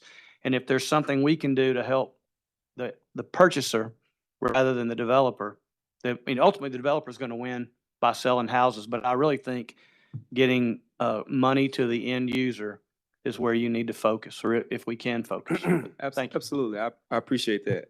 So if I may, this study was based on, as I stated, 3 foot above freeboard being optimal from this study. We're only proposing 2 feet above freeboard. So that construction cost upfront is going to be lower than $12,000.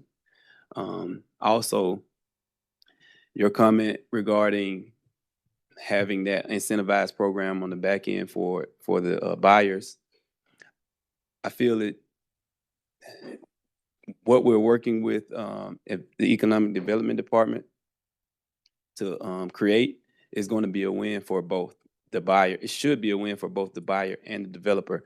The developer has the opportunity to sell at what they were originally going to sell at prior to having that increased cost if they get reimbursed on that particular project after the construction. So it's really on the developer whether they choose to sell it at what they were going to be because they're getting reimbursed, or if I'm pardon my French, but be greedy and just take more money. But we are working for it to be beneficial for both, because as you can see based on the study, the buyer is going to ultimately benefit long term with these regulations, given that they're going to be the ones to have to hold flood insurance for these structures over the life of the loan. So I guess I have a question. How will the Commissioner, I think Commissioner Maybe was Oh, next I'm in sorry. line. I'll defer to Mr. Johnson. Okay, so we'll do If that's okay Johnson, with you. Maybe, and then Janeway. I'm just following up on that last bit. How will the builder be reimbursed? So like I said, it's still in a few business stages. Oh, okay, but so it's not approved yet, and we're- it's not a part of this program?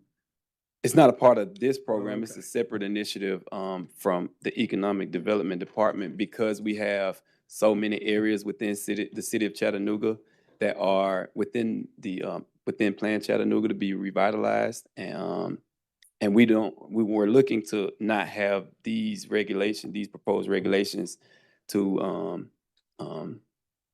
affect that development if we can help it at all. So I think from what I've had the meetings with, there's funding that's available. They're just needing numbers to be able to know how much of that funding would need to be allocated to this specific initiative. Is that all, Commissioner Johnson? Commissioner Maybe. Yeah, thank you, Mr. Chairman. I have a couple comments, and if it's appropriate time, I will be making a motion as well, if that is. So first of all, thank y'all for the update. I think every time y'all come, I've understood it a little bit better, and if I can understand, I think everybody's ahead of me. So thank you for that. As I've mentioned in these previous meetings, I think that the goals that y'all have here are admirable, and I think we need to pursue a lot of those objectives. I also it's clear that y'all are starting to take some additional community input and incorporate that into the plan. I think that calls for a better plan as we move on. With that being said, I also think that this would represent a pretty dramatic change in the way we develop in some of these areas. And what I want to be careful about is that we do not have unintended consequences that'll keep people out of houses, or could potentially do that. So with that being said, I think we need a little more time to gather this community input and for y'all to continue to incorporate some of the things that y'all hear. So with that being said, I'll be making a motion to defer this for 60 days to keep that process going. All right, we have a motion. Before we get to discussion, do I have a second on that motion? Second. Motion's been properly seconded. We'll move into discussion. Commissioner Janeway. Yeah, I respect your opinion, Commissioner Maybe, but I couldn't disagree more in this specific circumstance. We've seen what has happened in other communities that get these major flooding events, and I think this is something the community is asking for. And not only that, but like I mentioned before, and like you've mentioned, I think that Mayor Wamp and Mayor Kelly are very intent on these communities that happen to be affected by this the most, in doing everything we can at a local level to reinvigorate those parts of town. There's been, a lot of really good discussion about what we do over in Rossville to help it revitalize and improve it. And this flooding conversation has come up in those meetings, and I think we've, I know that there's been a lot of discussion about the cost to develop, and I think that both the city and the county intend to put programs together to minimize the cost to get to this point as much as we possibly can, in as much as even just, getting it to a point where developers will want to do these things in these communities. So I will not be able to support the deferral. Thank you, Commissioner Janeway. Commissioner Highlander. Thank you. I'll say, I have a family member that had a house flooded and then lost her flood insurance. And so I hope we can do everything we can to alleviate the cost for the builders. I really do. But I also would not support waiting. I think we need to get this done. The community wants it, city and county want it. And so I will be speaking against it. Thank you. Voting against it. Any other comments from commission on the motion?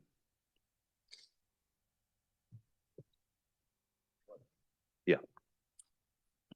So if I hear Barry right, kind of seems like the conversations around, first time home buyers potentially being priced out of houses, which it doesn't take much. Like I made an investment not too long ago, and it was like unbelievable the amount of hoops I had to jump through to even prove that I had the money for a down payment. I mean, it just was a long, arduous process. So going through that experience tells me it certainly be exponentially more difficult for anyone that's trying to buy their first home. But with that said, I guess maybe the question I have is if this is a over 30 years, you know, you're actually, it's a net gain and developers could potentially recoup some of those upfront costs.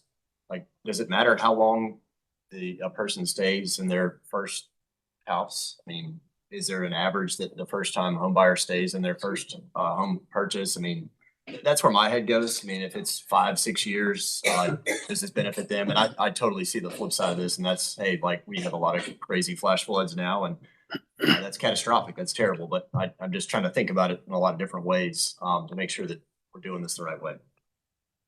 So I'm not sure what the question was there. I'm just kind of thinking out loud. Trying to watch microphones, and Commissioner, maybe yours was on. Do you want to speak again? That may have been me. I don't know. Okay. Not now. Thank you. Okay, Commissioner Janeway.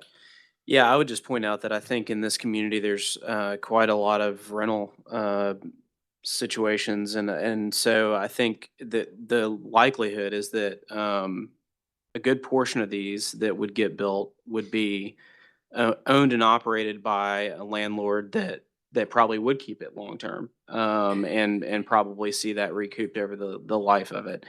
I would also just argue too that, you know, this really is for the safety of the community and the safety of the homeowners as well. It's not just about the financial piece of it. I mean, how much does it matter that somebody loses their home in a major flood?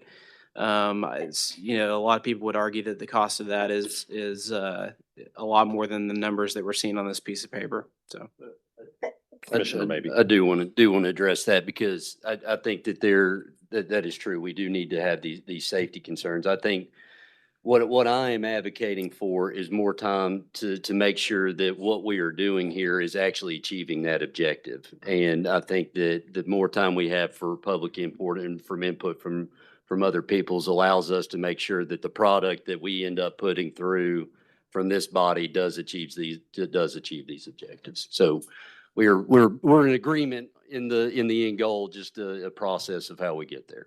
Yeah. I have a statement. Yes, if Ken. I may. I don't know if Go when ahead. I get a chance to rebuttal. To provide a little bit of clarity, we already have regulations that are higher standards. We have a minimum requirement of 1 foot above freeboard for slab on grade construction, and 2 foot above freeboard for crawl space or elevated foundation construction. So the requirements that are presented to you today aren't a huge deviation from what we already have in place. As far as the compensatory storage requirement that is proposed, there is an exemption for 2 units or fewer single family dwelling units. So those regulations don't even apply to duplexes or single family housings. And like I said, the higher standards that we already have in place are already 1 to 2 feet freeboard. So what I'm proposing is just a 2 foot freeboard across the board for all construction to be comprehensive and standardized. So if that helps you with whether or not you're voting to achieve what we're already asking to be achieved, I think we've already done that in the past. We're just asking for it to be standardized now across the board, as opposed to a 1 to 2. Any other comments or questions from Planning Commission? Commissioner Burton? Do we have opposition time on this? I'm going to give agenda item? 3 minutes per person for any member of the public who wants to speak. I just Great. want to finish Planning Commission debate first. Any further comments from commissioners? Ken, thank you very much. Just in case we've got a question for you, we may call you back up. Okay. I appreciate the presentation. Is there anyone present who would like to be heard on this item?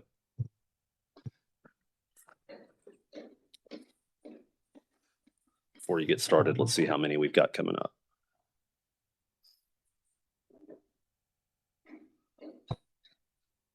So we've got a total of 3 people who wish to be heard on public comment. We'll call that 3 minutes per person for a total of 9 minutes. That works out great. Yes, please go first, Mr. Price. Thank you, Mike Price, MAP Engineers. So I did meet with staff, and one of the things I did see is that they had the exemption, which would be for smaller lots, because I had an example. 30 years ago, we had a project in Franklin, Tennessee. A man was putting out a deck. It had 3 6-inch columns in the floodway. I had to do a plan to take out a wheelbarrow load of dirt. It cost him $3,000 just for the engineering plans, which was silly. So to put that exemption there is good. One of the other things I talked about with staff, which is often done in the city of Chattanooga, is that there should be, from the time that city council passes it, 6 months before it's implemented into action. Because we have projects in the engineering community that were already underway. And then to try to pull the rug out from under our feet in the last minute makes it very difficult. So 6 months before implementation would be one of the things I would ask. I met with staff and brought up a number of different comments and questions. I still haven't gotten an answer on those yet. I'd like to see those in hand before something is passed before this body. Let me bring up a couple of examples that I looked at. I've got one where I have a project, the entire parking lot is below the 100-year flood. I cannot do a no-rise certification because it's just not possible. And I don't have any ability to take dirt out anywhere else. Under this rule, I cannot pass or be able to improve a parking lot to pave it, to regrade it. What about if you have a roadway? The way this is written, if you have a road, it's existing below the 100-year flood, you can't build it. You can't raise it. You can't elevate it. That would be a concern. We have schools that are in the 100-year flood. You're now going to make it extremely difficult for them to be able to utilize those tracks moving forward. How are you addressing that? I believe that this should also come before the city stormwater board before this takes final action. And I don't believe that that's occurred to my knowledge since I sit on the stormwater board. Understand the way that this works. If you fill in a floodplain, you can do a no-rise certification, which means that as long as you do not increase the flood elevations by 1/100th of a foot, 4 sheets of paper thick, 4 sheets of paper thick, you cannot fill in a floodplain unless you take half out is another option. But the no-rise, understand all the assumptions. You assume the drainage area, you assume the amount of water, you assume cross-sections. I was taught in college that you always defer back to the least common denominator.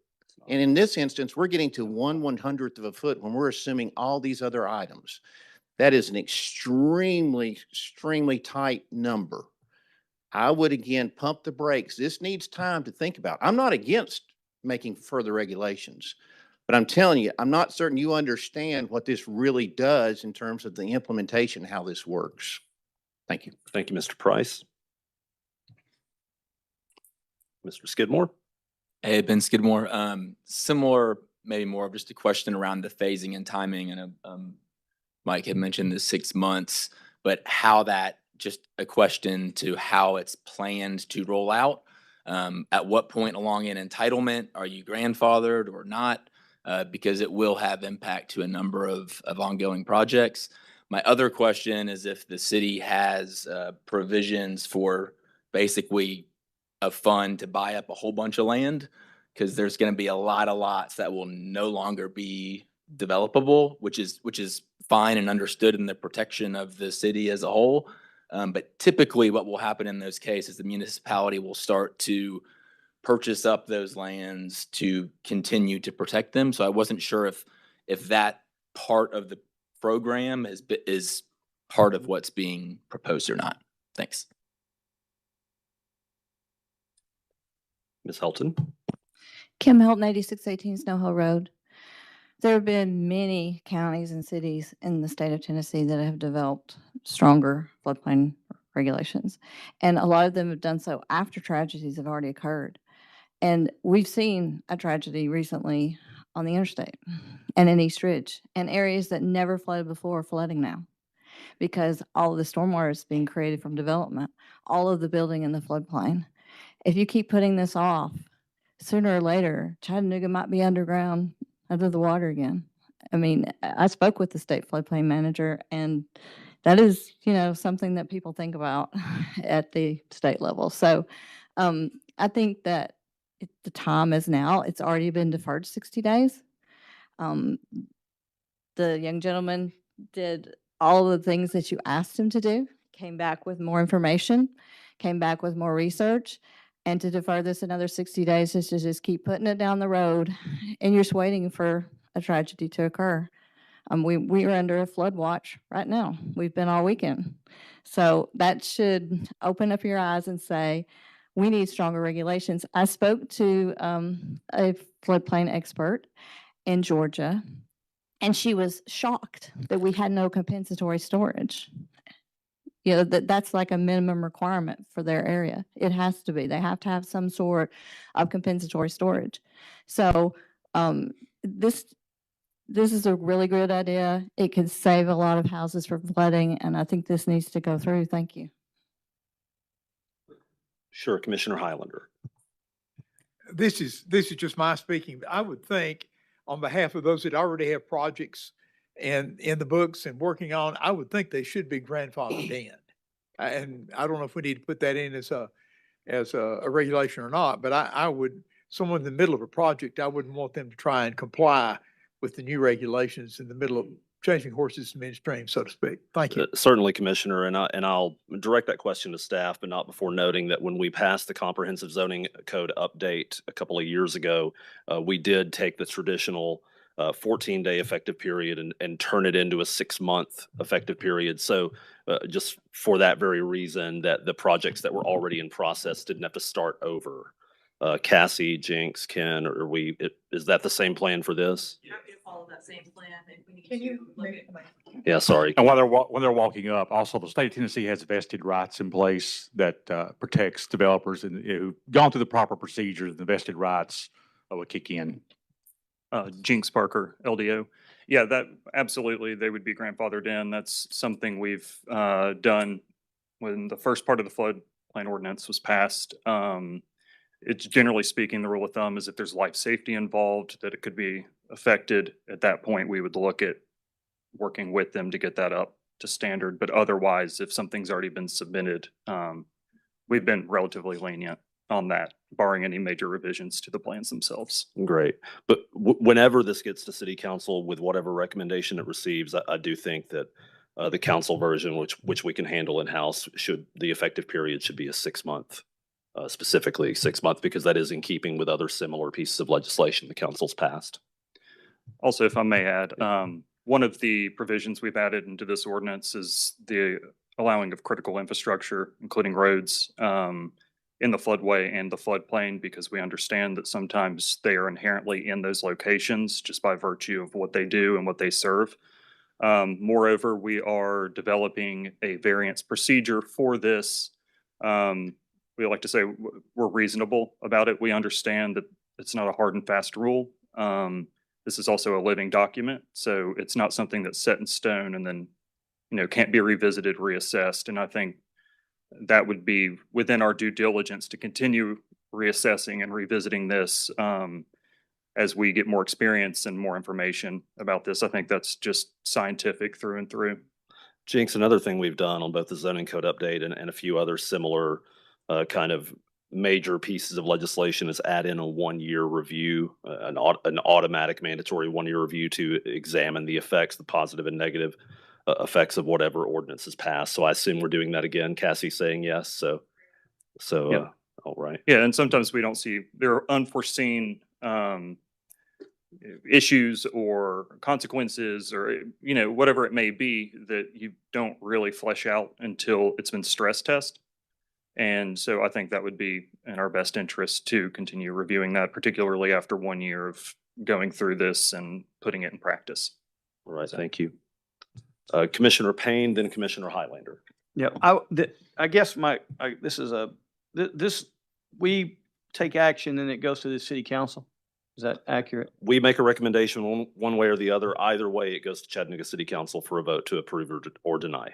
Are we so I guess, are we approving it, assuming there's going to be a fund available to the reimbursement, or do we know there's a fund, or how much is the fund, or, how are we passing it? Because part of the wording is there'll be a fund available to help offset the cost. But is that here? Do we know where it is or what, how do we pass it without City staff, having tell that? me if I'm wrong, that fund does not exist as of today and has not been finalized. Am I That is correct? correct. It's in discussion, but it is not finalized and it is not part of this ordinance, So it's not part of this ordinance. not currently. Yeah. So theoretically, we could pass it with this assumption, but then that never comes to bear. Is that accurate? Theoretically, yes. Could we tie something? Does this body have the authority to tie the approval of it to a fund existing? I don't know that this body, I think this body can recommend that, but this body certainly can't Well, all we're require doing it is because we're it's. recommending, period. Yeah, I Yeah. think this body can recommend that, but obviously city council has to approve expenditures for any money. Yeah, I just feel like there's for certain, we need to do something, but that's a big piece of the puzzle right there that, in terms of housing the public, if we're passing it with that in mind, we ought to know what it is or where it's coming from, or if in fact it exists. Jinx, I'm not aware if either of you are, what is the time estimated for deciding on the fund and if there in fact will be one? So to provide some clarity on the fund for funding reimbursement, this was in discussion with economic development, particularly in regards to some of the city planned projects for redevelopment in specific corridors like Rossville Boulevard and some other areas that are within the Plan Chattanooga. I don't have any knowledge of whether or not this is a citywide opportunity. It was just something that was that's been in discussion with regards to projects that are in opportunity zones. Based on the mostly flat budget that the city council just passed, I would be beyond shocked if it was a citywide initiative for everybody. Correct. So given that, we just need to make sure you understand what we're doing. We're passing it with an additional, by their estimate, $13,000 of cost to every homeowner. If that's what we do, that's what we do. But that is a number that's there without money to reimburse. Once again, I say that's based on a 3 foot above base flood elevation. We're only proposing 2 feet. The study was based on optimal. So. And there's also a exemption for smaller projects. Is that correct? Construction of 2 or fewer single unit residential structures. Yeah, yes, sir. We're trying to make this more or less congruent with our current stormwater regulations when it comes to the site development review. So we're not trying to impede development, particularly if it's a single home or 2 homes, or if it's a small project. So we figured the best way to go about that was for it just to mimic or to mirror what we're already doing when it comes to stormwater and LDO. Jinx, what qualifies as a small development? As we're saying this currently, it's going to be 5,000 square feet of disturbance or less, no net increase in impervious area, 1 or 2 or fewer units being developed. Those are kind of the 2 that trigger it. And Commissioner Byrd, did you finish your question? I have one if you're finished. Go ahead. You go ahead. I'm curious, this is a broader question, but kind of long term, is there a plan to do any larger capital projects to help alleviate some of these larger flood zones? I'm thinking specifically of Rossville Boulevard, but there's a couple out in Hickson as well that are, pretty large residential areas that are now impacted by the floodplain, and just wondering, is there any long-term plan to address these larger areas? I'm unaware of any initiative that's in the works right now. However, I know the goal of the Stormwater Fund is to try to, it's the best bang for your buck, Right. as far as these regional detention facilities to alleviate large area flooding. Cool. So that would be a question probably best posed to Maria Price and the Stormwater team on the second floor. So Jinx and Commissioner Highlander, I will come back to you in a moment. Just a follow-up question on that. So you stated 5,000, the question I asked was what constitutes a small development. You stated 5,000 square feet of disturbance or less, but with no increase in impervious surface. I'm not sure how that's achieved if you're if you're building a structure on a lot that was empty before. How does one achieve no increase in impervious surface? So in that case, you would be increasing it, but then that would also be, the precedence would take if you're building a single family unit or two single family units, it would be waived at that point. Okay, so the answer was one and two units, 5,000 or 5,000 square feet with no increase in impervious Correct. Yeah, surface. right. Got it. Yes, sir. Okay, Sorry. there was an or in there. I That's may it. have- No. Okay, I appreciate you asking for clarification. thank you very much. And Commissioner Highland? Thank you, Chairman. I do appreciate that small unit. Evidently, Mr. Price's comment about the $3,000 engineering cost for the one wheelbarrow of dirt would be covered by this, and as it should be, I do, if I may, Chairman, this is pertinent to a statement I'm going to make. I want to welcome my friend Joe Smith as chairman of the school board and appreciate his being here today. But he and I are both aware of the fact that Clifton Hill School has been in the floodplain, and the change plans had to be made very seriously to change the development of that school because of being in the floodplain. And so roads and schools are already being affected. And the other question I had is, if we're going from, it's $12,760 if we do 3 feet above, if we go 2 feet above the BFE, I wonder do we have any idea what that cost would be? I mean, has anyone looked at that? I'm just curious on behalf of my developer friends, what that would be, and my home purchaser friends, what that would be. Has anyone looked at that? Thank you, sir. Thank you, Commissioner. Any answers on the 2 feet? I'm sure it's not just because of mobilization and materials. I'm sure it's not the same. It's just It's not dividing by linear. 3. I can guarantee you it's not going to be a linear change on that. Yeah. That's. So my previous presentation on the last meeting was based on 2 feet above base flood elevation, but that data was a little bit dated. So I have yet to find updated data based on 2 feet above base flood elevation, because most are giving the optimal flood freeboard cost effectiveness, which is determined to be 3 foot above freeboard. Could you give us a ballpark that you think, and I realize I won't hold you to it, but just what would you think it would be? Less than 1,200. I mean 12,000. I'm not. I That's a want good safe answer, kid. Okay, any further questions? Yes, Councilwoman Burrs. Thank you, Mr. Chair. Commissioner, maybe I'm not opposed to deferring it. I'm just trying to get a better understanding of what we can accomplish in 60 days. I mean, what's the goal? Commissioner, maybe? Thank you, Councilwoman Burrs. As I previously stated, I think over the last 60 days, we've seen how much input we've received, and I think that has resulted in some beneficial changes to this plan. I think I think you've heard just in this conversation how many things are still a little unclear, in my opinion, on where we're at with this, and some things that are going along with this project that are still being worked out. And so what I would like to see is give us a little more time to get clarity on those things and provide additional time for community input, either from the engineering community, home building community, residents, neighborhood. Something I was very excited to hear was their effort to work with the department that organizes the neighborhood associations. I think that's a great avenue to go, and it sounds like that's still a work in progress, if I'm not mistaken. Y'all are still actively doing that?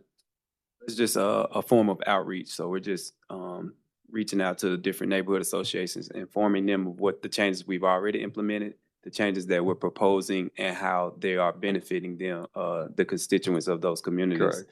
So that it is still a work in progress from the way I understand that. So I think a lot can be accomplished, and my goal is that we come up with the best plan possible here, and not one with unintended consequences at the same time. All right. Any other questions or comments from Planning Commission?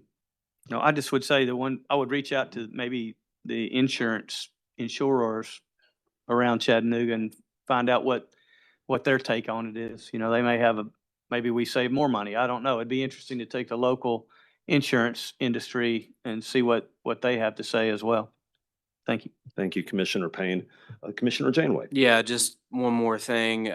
I would just encourage everybody that if the city and county departments that are working on some of these areas and ways to incentivize redevelopment and revitalization, if those departments are successful, this 12,000 per unit won't be an issue. All right, seeing no other lights, we do have a motion on the floor that is a motion to defer for 60 days to bring back to this board after some of the questions are answered. All those in favor of the deferral, please respond by saying aye. All those opposed? Gonna have to do a roll call vote. Sure, yes vote means that you're voting for the deferral. Payne? Dr. Johnson? No. Dr. Cottle? Mr. Byrd? Mr. Adamson? Yes. Ms. Burrs? Dr. Hollander? Mr. Janeway? Mr. Holland? Mr. Braun? Mr. Maybe? You say yes? I almost had to vote. Got 6 yes and 5 no's. I was wondering. All right, with a vote of 6 to 5, that motion passes. We will see this again in 60 days, and let's have a discussion with staff after this to circle back on what those questions are and what we want to see. You good? Okay. All right, thank you very much. That was really good debate, and a lot of great new ideas were generated. This was the work we're here to do. Karen, I believe we have one more, if I'm not mistaken, ordinance revision that you wanted to speak on. I don't know if you want Brian to present first. Excuse me, I can speak briefly to it. This is an ordinance amendment looking at drive-throughs, and drive-throughs are can be a challenge as a planner thinking about kind of a changing city. And so we are ultimately asking for a little bit more time. So this is looking at CMU 1, which is the zone that replaced the urban general commercial zone that was to be developed with a commercial component, the CC zone, which is the former C2 zone, and then just looking at changes to drive-throughs in general. As you remember, the new zoning ordinance put in a series of standards for drive-throughs for both standalone drive-throughs and that are accessories and then standalone.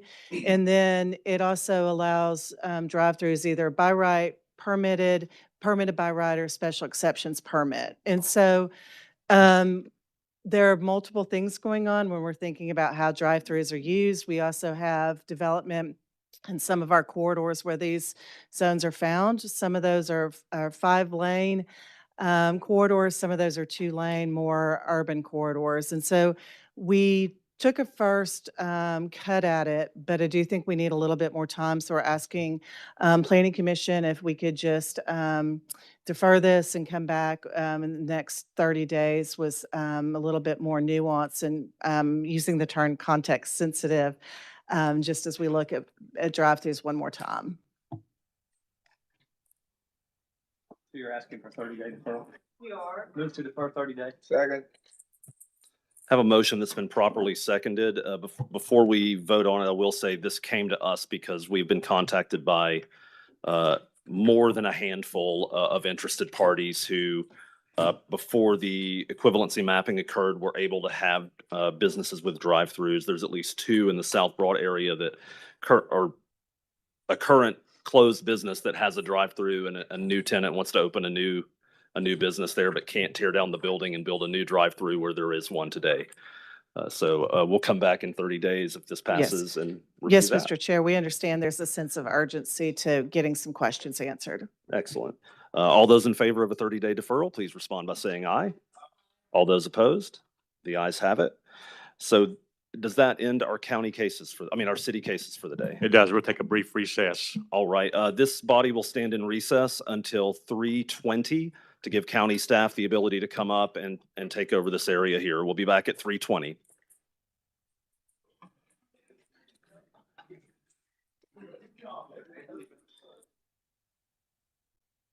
Stand in there. The mics have been muted, but just. No, but you are.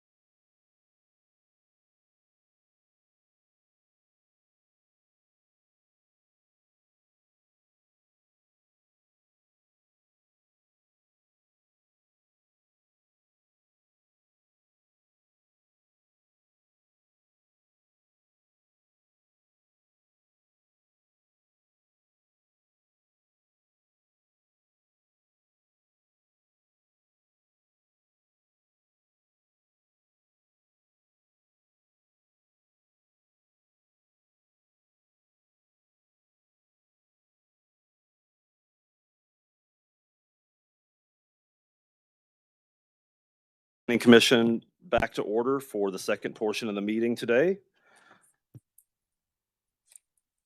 We will now hear unincorporated Hamilton County subdivision plats and variances. And Tyler, why don't you kick us off? Our first case is going to be HCSD 2622. This is going to be a final plat for heirloom at Magnolia Farm subdivision. Lots 1 through 50, 900 through 901. And this is on 1000, 341 East Brainerd Road. This is a picture of the plat, and we recommend to approve with conditions. And those conditions are, they're basically just from the rezoning and the PUD cases.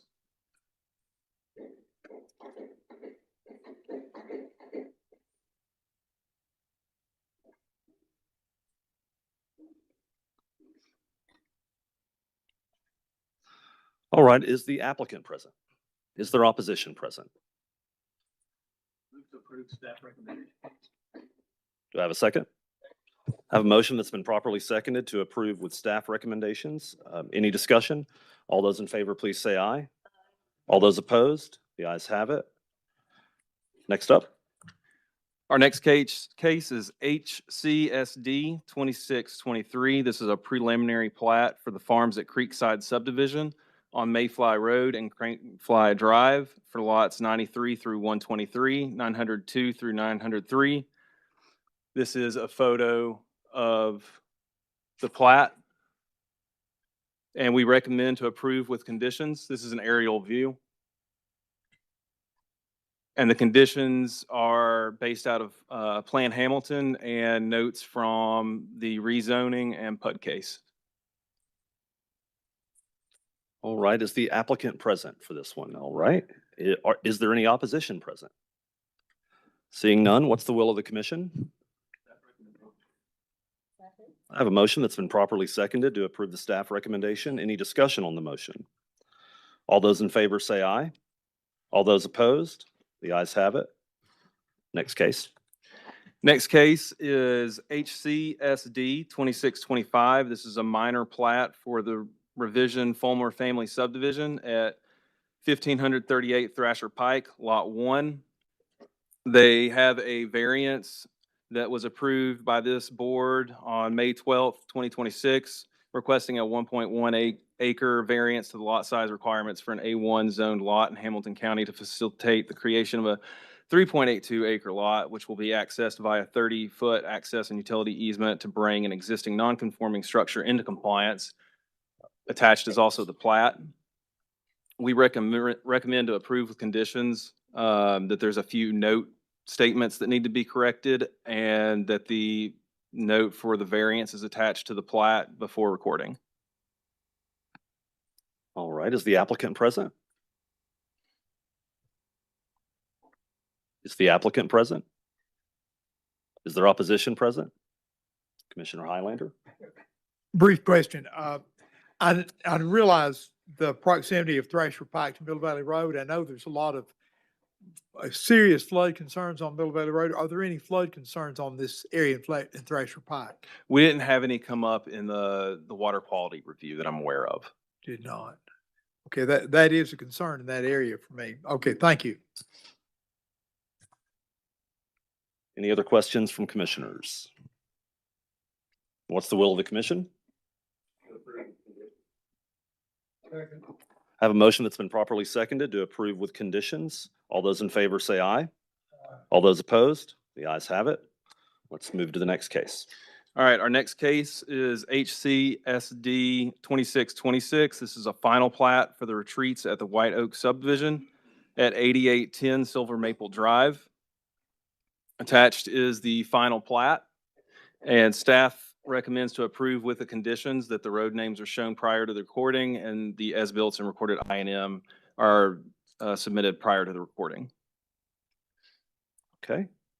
Is the applicant present? Is there opposition present? All right. What we'll do is that that's all for the staff report. Anything else to add? That's it. Okay. Why don't we have the applicant come forward first? Since there's opposition on this case, we'll have 7 minutes for the applicant, 9 minutes for the opposition, and then 2 minutes rebuttal for the applicant. I'll defer to the opposition. Okay. Ms. Helton?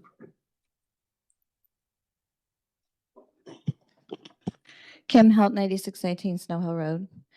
This PUD was approved back in 2007.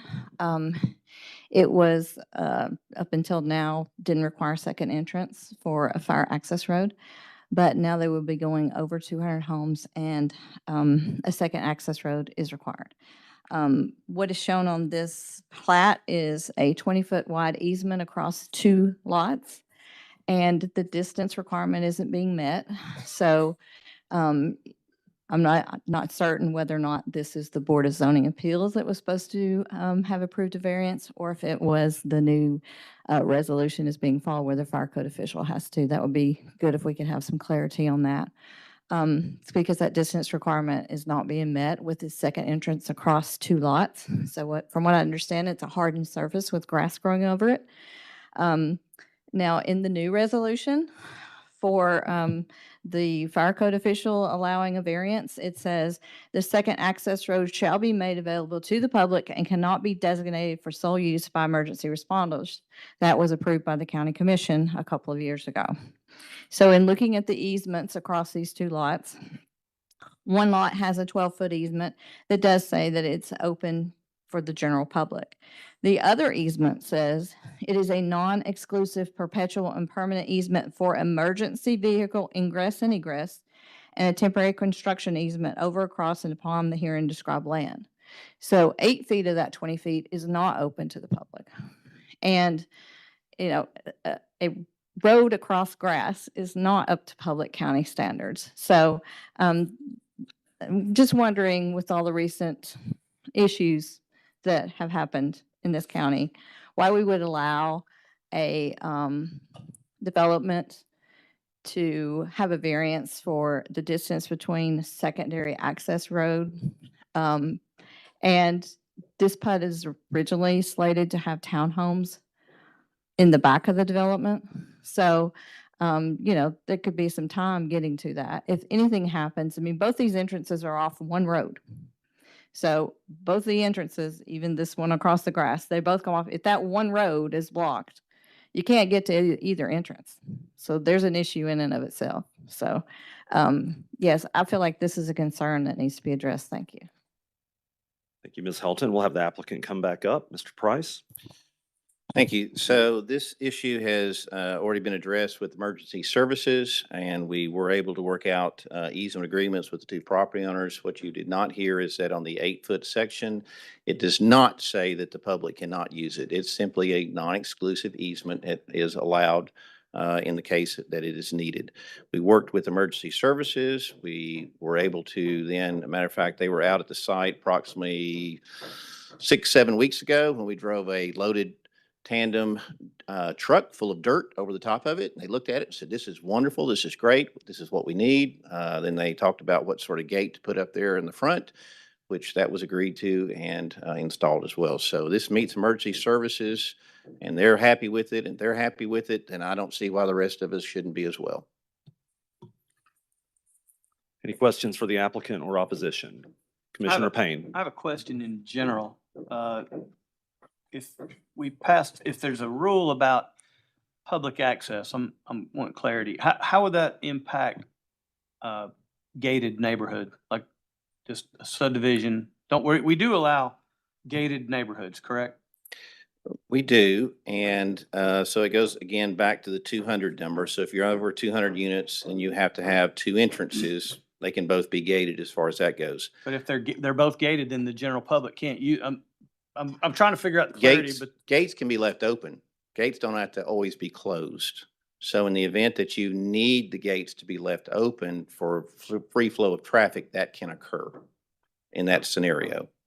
you know, if there's an emergency, you're saying it's not, you don't leave, I mean, I'm just asking now, if you, typically you put a subdivision with gates on them, you don't leave them open all the time. There's a reason you want them. Yeah. I mean, you're looking for that exclusivity, that privacy, whatever the case may be. But in the event of an emergency taking place, So that's the caveat. you just leave them open. You open it up for accommodate emergency vehicles or just traffic if there were another road closed or or whatever. Is that, I'm That is, asking. that is correct, Okay. yes. Thank you. Commissioner Payne, also to add to that, I can tell you within the city, and I'm not sure if it's different with the county's fire department structure, but in the city, typically the local fire station, say if it's near Main Street, it would be station number 1, would also have either a key, a code or a key to unlock those gates in the Yes. event of an emergency. That's always the policy within the city of Chattanooga. I assume there is something similar with There neighboring is. fire departments in the county. A Knox box on this one, yes.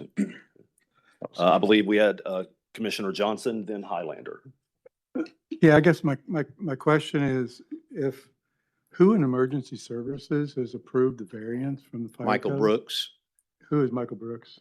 he works in the emergency services for the county, and he's been there for a number of years. He's a fire marshal, oversees these types of approvals.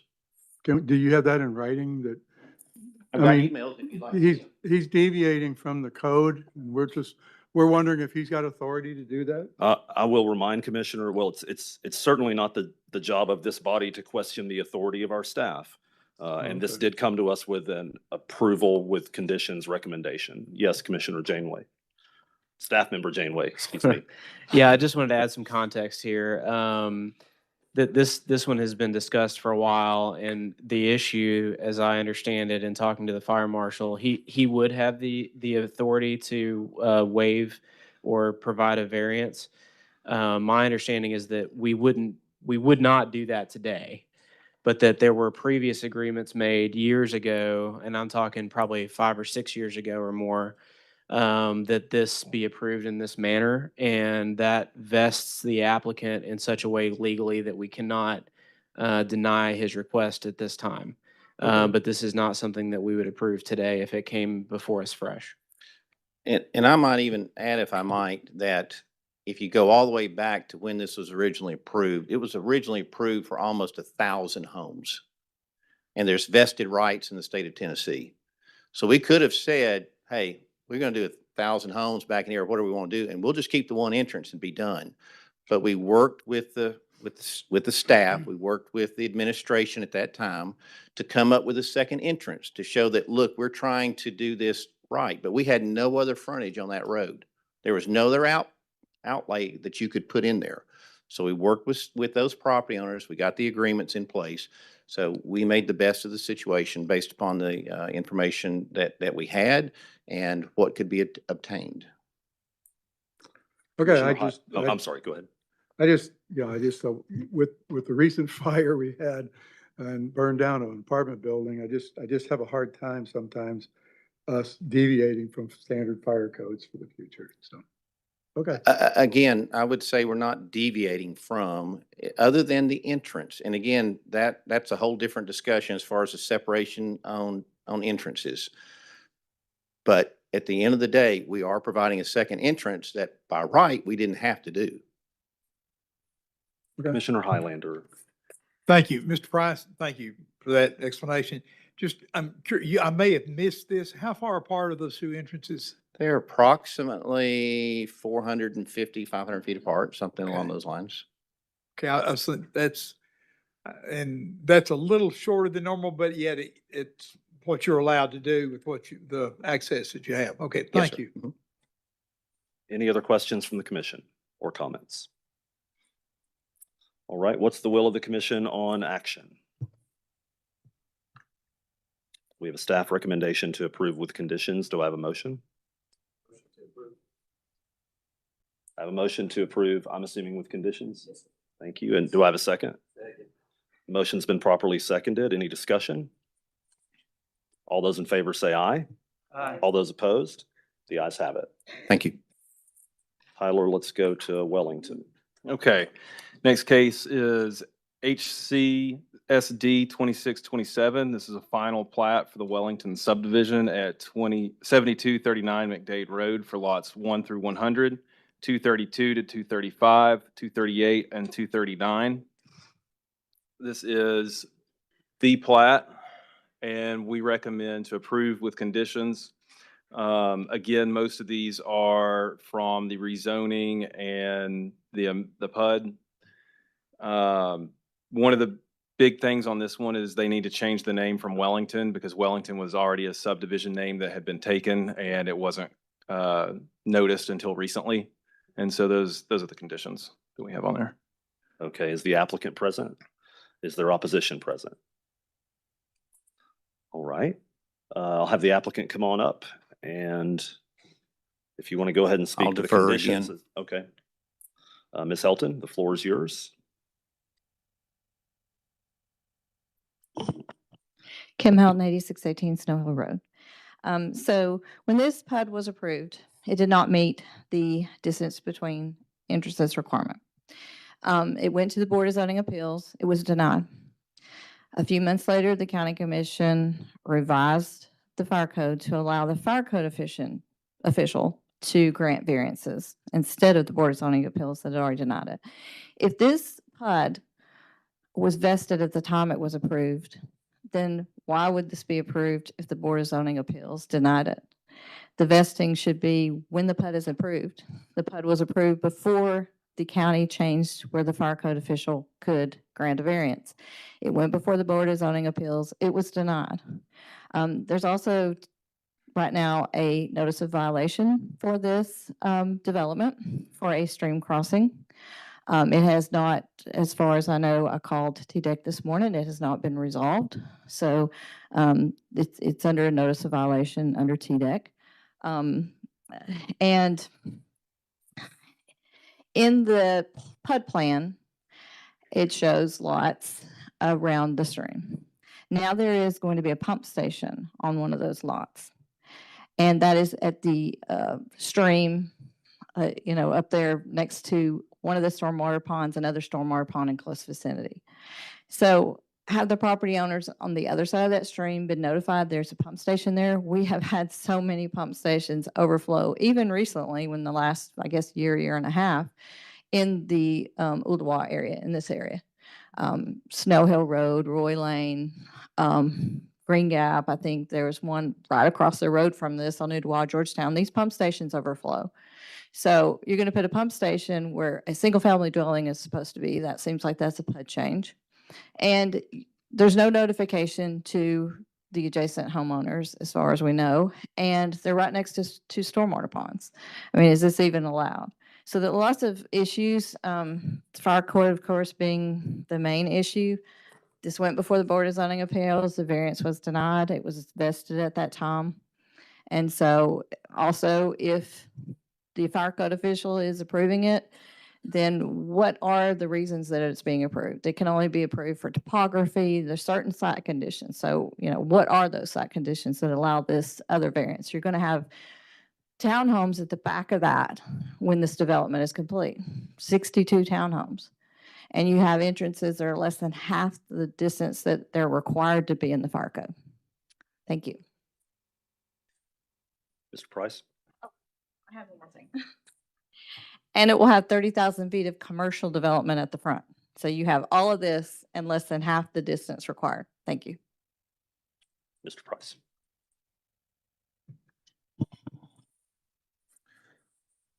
So in no particular order in terms of the questions raised, there was a notice of violation issued by TDEC because they put riprap inside of the box culvert on the stream crossing, which was not supposed to have been done, so they're taking that out. So this is a minor violation as it relates to that. I'm unaware of any sort of requirements to notify neighbors or otherwise as it relates to pump stations. That's pretty standard, and given the fact that we're putting pump stations next to residential homes, which is pretty common in a lot of subdivisions, I don't see this as even raising to the level of notification even being necessary, just as a comment to the side as it relates to that. Again, the subdivision here has already received preliminary plat approval. It has received the approval from the fire marshal. Again, I have documentation as it relates to that from him. So they are fine with the separation between the driveways. The original zoning did show commercial in the front. Spot zoning is not illegal. It may not always be desirable, but it is not illegal. And this was all worked out during the process when it went through the rezoning process. So we're simply reflecting what has already been approved. And with that, if there's any questions, happy to answer them, but we think this is ready and take staff recommendations to approve. Mike, stick around for a second. Commissioner Highlander? Just the question is raised. she raised a question about TDEC. Has TDEC fully approved this already, or is there still something pending with So TDEC? there's, as it relates to TDEC approvals, there's many layers. So there's a water line approval, there's a sewer line approval, there's a land disturbance approval. The first two have no issues. TDEC did have a question when they went out with regards to the stream crossing. That's where the notice of violation. So all the approvals are in hand. Now we're simply addressing a minor violation as it related to riprap being placed inside the culvert. Okay. And so if that has been rectified? They're rectifying it. They're dealing with it. So it's not rectified yet? Not fully. Okay, thank you. Any other questions for the applicant or opposition or staff? In terms of Commissioner Payne. the violation, I mean, I drive by this all the time. I haven't paid any attention to it. How far along are you? I mean, is this done? In terms of the grading operations, Yeah, I mean, are you ready? I mean, houses ready to be built or what do you, I mean? we're probably still a couple of months out before we're ready to pave and Yeah. get that sort of operation completed, but we're nearing that point since we're in the final plat process. But the violation. That will be You corrected. can't get a building permit until this is taken care of or how? You could, but again, when we deal with TDEC, we try to get these issues resolved in a timely manner. You don't want to drag these things out because then you can start getting into fines. So as long as TDEC sees that, yes, you're addressing it, you understand the situation, you agree with how it needs to be remediated, then we move But it'll forward. be in TDEC's hands to, if you don't do what you're supposed to do, they have remedy, I guess is the. TDEC and Hamilton County Water Quality both would have remedies that they could take, yes. Okay. Any other questions or comments from commission? How about a motion? What's the will of the commission? We have a staff recommendation to approve with conditions. To approve the conditions. I have a motion that's been properly seconded to approve with conditions. Any discussion on this one? Commissioner Highlander. Would it be appropriate to, if he said he's not going to build for 2 months, could we defer it 30 days until our next meeting to approve it? Well, the motion on the floor, sir, is Could I make an amendment to that motion? You can offer the amendment as either a friendly if the maker of the motion and the second accept it, or you can move to amend it if they refuse. I would offer the friendly amendment if she's willing. My question would be why? Why do that? Why not? If you're going to have 2 months before you're going to start building, 30 days would give you more than enough time to get it rectified with TDEC. That's not the issue. Staff has already recommended to approve. We are dealing with TDEC, which is outside the purview of this body. You want to ask him? You kind of answered my question. Okay. Okay. So I do have another question. Okay. So to Commissioner Payne's comment, you can't do anything anyway until the TDEC issue is resolved, even if this body approves and then does it go to the, forgive my ignorance, I'm not thinking, does this go to the county commission? It is not. Yeah. Okay, because it's a plat. Plats or just Because it's a here, yeah. plat, okay. So this gets approved today, you still can't do anything until the TDEC issue is resolved? No, you can actually continue with work. Where it would get to a point is if a developer contractor refuses to work with TDEC, refuses to correct the situation. That's when we end up with a situation where work stops. Okay, TDEC has not indicated that at all. They've said, this is fine. We're okay with your solution in terms of how to deal with it. And so we want you to move forward. as long as the developer complies with those recommendations. Correct. So that in by itself creates the mechanism to stop work if things aren't doing what needs to be done. So that's why I don't see a reason to defer or delay this. Let's simply let this process play out, and then it turns into the administration's hands to deal with if we're not doing what we're supposed to. Okay.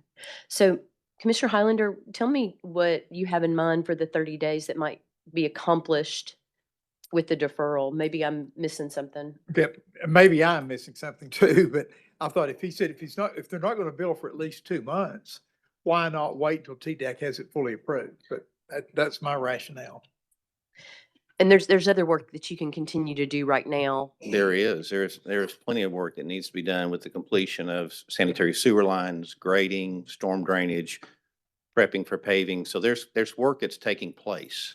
This is just one of the steps, many steps that we have to do to be able to sell lots. Commissioner Highlander, I think the confusion is the applicant was saying he wouldn't be able to build houses for at least a couple of months, but there's also quite a bit of work that happens between approval of the final plat and applying for a building permit. Okay. My motion stands, I think. As stated. Do you want to move to amend it? No. You withdraw? I'll just vote no. Okay. Any other questions or comments for this item?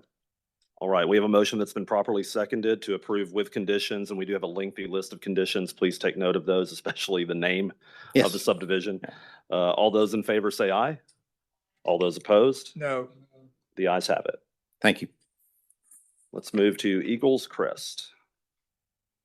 Okay, our next case is HCSD 2628. This is a final plat for Eagles Crest subdivision.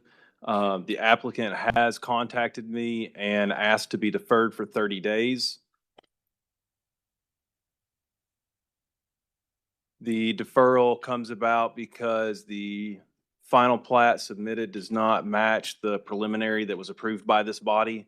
And so they're going to hear that again before they come forward with this again. What's the will of the commission?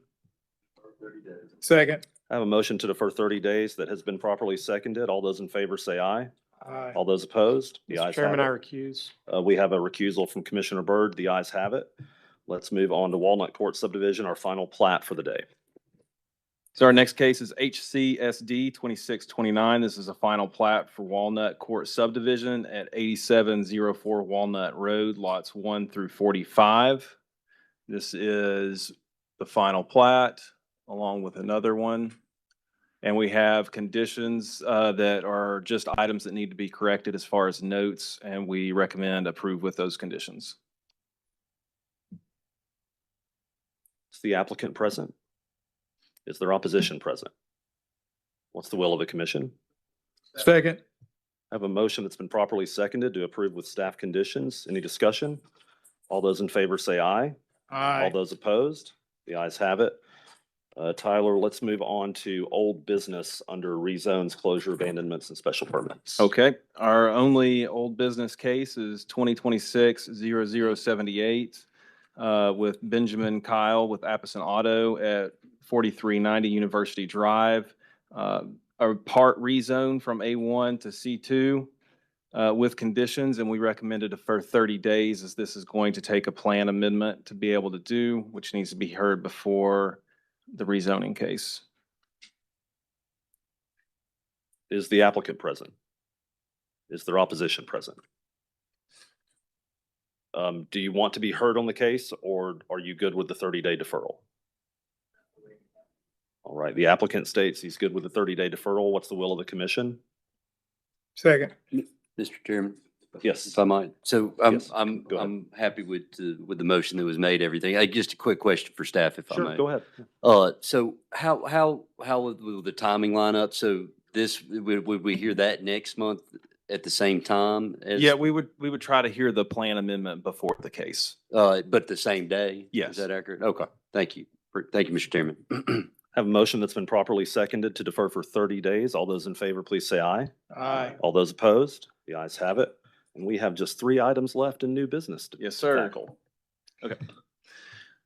So our first new business rezoning case is a special special permit for case number HCZA2 at 1200 632 Jones Gap Road. This is the current zoning. The request is for a single wide manufactured home, by the way. This is the zoning history. There's no zoning on the site. At 12800 Jones Gap, it was rezoned from A1 to C2 for a commercial nursery. 1776 Ledford Road had a temporary permit to live in a trailer until their home was built in 2013. 1784 Ledford Road in 2001 had a special permit for a cellular tower. This is the aerial. This is the topographic. This is looking at the site. This is looking at the site towards the road. This is Jones Gap on which it's located. This is the commercial nursery to the north of the site. This is a home to the east of the site. This is a home south to the site. And this is what you can see of homes from the west of the site. This is in the Walden Plateau Area Plan, which primary uses are single unit detached farm activities, accessory buildings for the countryside residential. And this is a zoomed in version of it. And based on the plan, staff recommends approve. However, there was many phone calls in opposition. There were letters provided to you as well. And the county commissioner of that district also opposes. In the future, I do not want county commissioner or city council opinions entering into the staff report or the presentation of this commission. Understood. Y'all are new. We don't do that. Like there's a reason it goes to us and then it goes to them afterwards. Understood. I do have a question though. Can you go back to the photos where there's a driveway going onto the property? Is that the only view of the front of the property? Will the home site be visible from the road, or will it be obstructed behind all these trees? I didn't personally take the photo. From my understanding, this is what you can see. Okay. Will that be what you can see after? Yeah, that's my question. We don't know that. That I can't answer. Yeah, okay. All right, is the applicant here? Is there opposition present? Okay, you want to come on up, or since we did have opposition in writing?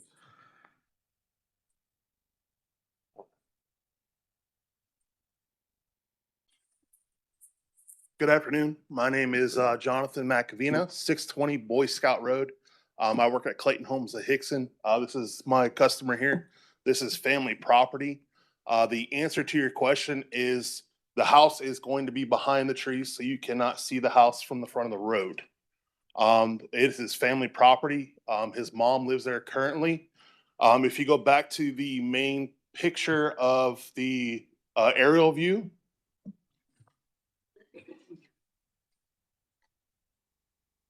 so there is an existing house right where the number is for 1263.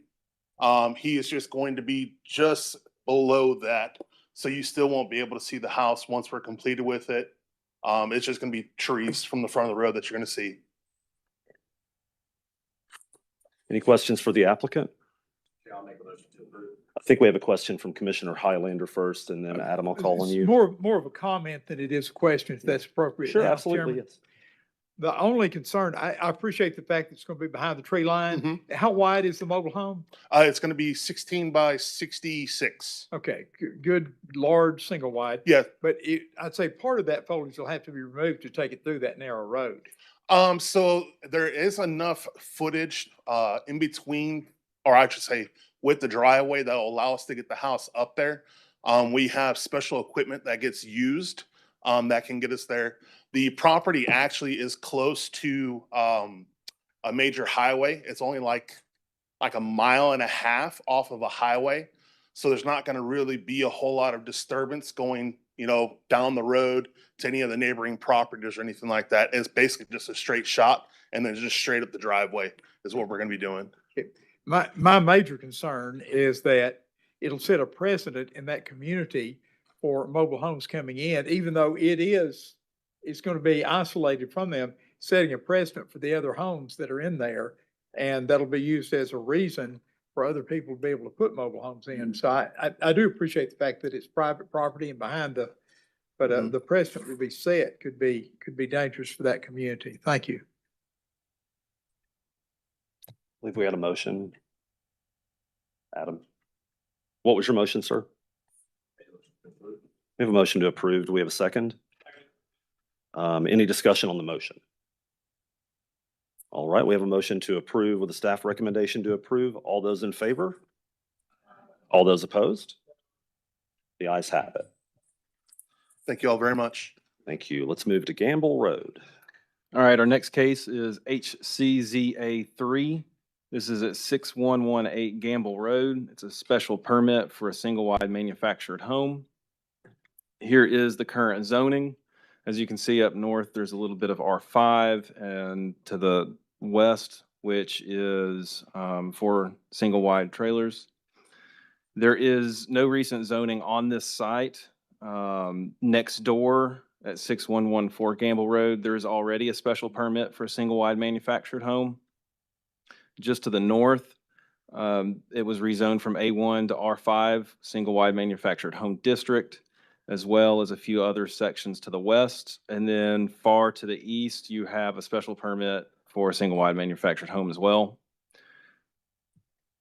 This is an aerial view of it. It's surrounded by mostly single-unit residential homes. To the far out to the west, there's a manufactured home district on all sides of the road. And there's chicken houses north and west as well. This is a topographic view of the map. This is the site looking at it. The home has actually already been placed. This is looking at Gamble Road. This is a home north of the site, a home east of the site. This is the abutting property to the west. This is a home at the west of the site. It's in the Northeast County Area Plan under Countryside Residential, which primary uses are single unit detached farming activities and accessory units. This is Plan Hamilton's. And our recommendation is to approve. There is R5 zone property and single-wide manufactured home special permits along Gamble Road in the same area. All right, we have a staff recommendation to approve. I have a question before we move on to the commission. How is the home already placed? That I can't answer. Building inspections is aware of it, and as far as I know, they haven't been permitted to live in it. Right. It seems as though they may have ordered the home before they realized they needed a special permit. But that's the most I know about it. It's not really in our purview. I was just curious. Yeah. It's the staff's purview. All right, is the applicant present? Is there opposition present? Have a motion to approve that's been properly seconded. All those in favor say aye. All those opposed? The ayes have it. Last case. All right, our last case is HCZA 5. This is on 6314 Rodney Lane. This is another special permit for a single-wide manufactured home. Here is the current zoning. As you can see, there's R5 scattered about. There's no zoning history for the site. Next door, there is a special permit for a single-wide manufactured home. To the west, again, there's multiple single-wide manufactured home districts. This is an aerial. There is an R1 subdivision to the east. Mostly all single-unit residentials with the manufactured homes to the west as well. This is a topographic view. This is the driveway leading up to the site. This is the site at the major road driveway intersection. This is looking at Rodney Lane to the left and Kevin Lane, the major road that it's connecting to. This is north of the site. This is east of the site. This is the south. And here's a photo of a home to the west of the site. It's in the Northeast County Area Plan, Countryside Residential, single unit detached, farming accessories. Zoomed in, there is a little bit of slope, greater than or equal to 25%. And we recommend to approve based on the plan and other R5 zone property in the area. Okay, thank you. Before we go to you, is the applicant present? Okay, is there opposition present? Commissioner Highlander. I just want to say, both of these cases are in my district, and when the precedent's already been set, there are already manufactured homes there, I think we need to go ahead and approve. So just, Is that a the motion, sir? previous case, I denied there was not a precedent set. This one, there is a precedent set. Thank you. Got it. Are you making a motion, sir, or are you? I'll make that as a motion to approve. All right. I do have a motion that's been properly seconded by Councilwoman Burrs. Any discussion on this item? Hearing none. All those in favor say aye. Aye. All those opposed? The ayes have it. And those have all three passed. Tyler, next on the agenda, I've got Hamilton County Planning Department staff updates. Do you have any for us this month? I don't have any for us. All right. Any other items from the county this month? All No, right. sir. All right. So all that's left is public comments on non-agenda items. We do allow public comment at the end of our meeting for up to 3 minutes per person on any item that was not on today's agenda. So please line up if you would like to speak for public comment today. Ms. Helton, looks like it's just you. Just me, Kim Helton, 8618 Snow Hill Road. So I asked a few months ago for better planning commission minutes, and I was told that you couldn't do that because you follow Robert's Rules of Order. I did check the bylaws, and I checked with Karen Rennick, and there's nothing in the bylaws that state that you have to follow Robert's Rules of Order. So I would like to request again to have better, I guess, minutes for the meeting so that you can know why someone spoke in opposition, not just that they spoke and list who spoke, but the reasons why they are opposed to a development, a rezoning, a plat, et cetera. Thank you. I can state for the record that at no time did I or anyone else say that we have to go by Robert's rules, simply that we do because we choose to by a vote of this body. If I'm not mistaken, every meeting of this body is available online through the YouTube live stream that is recorded forever. And typically the minutes of a meeting are actions taken at a meeting, not everything everybody said, which is why we have the video and audio available for posterity. So do I have a motion from that end of the dais? I hope so. We are adjourned.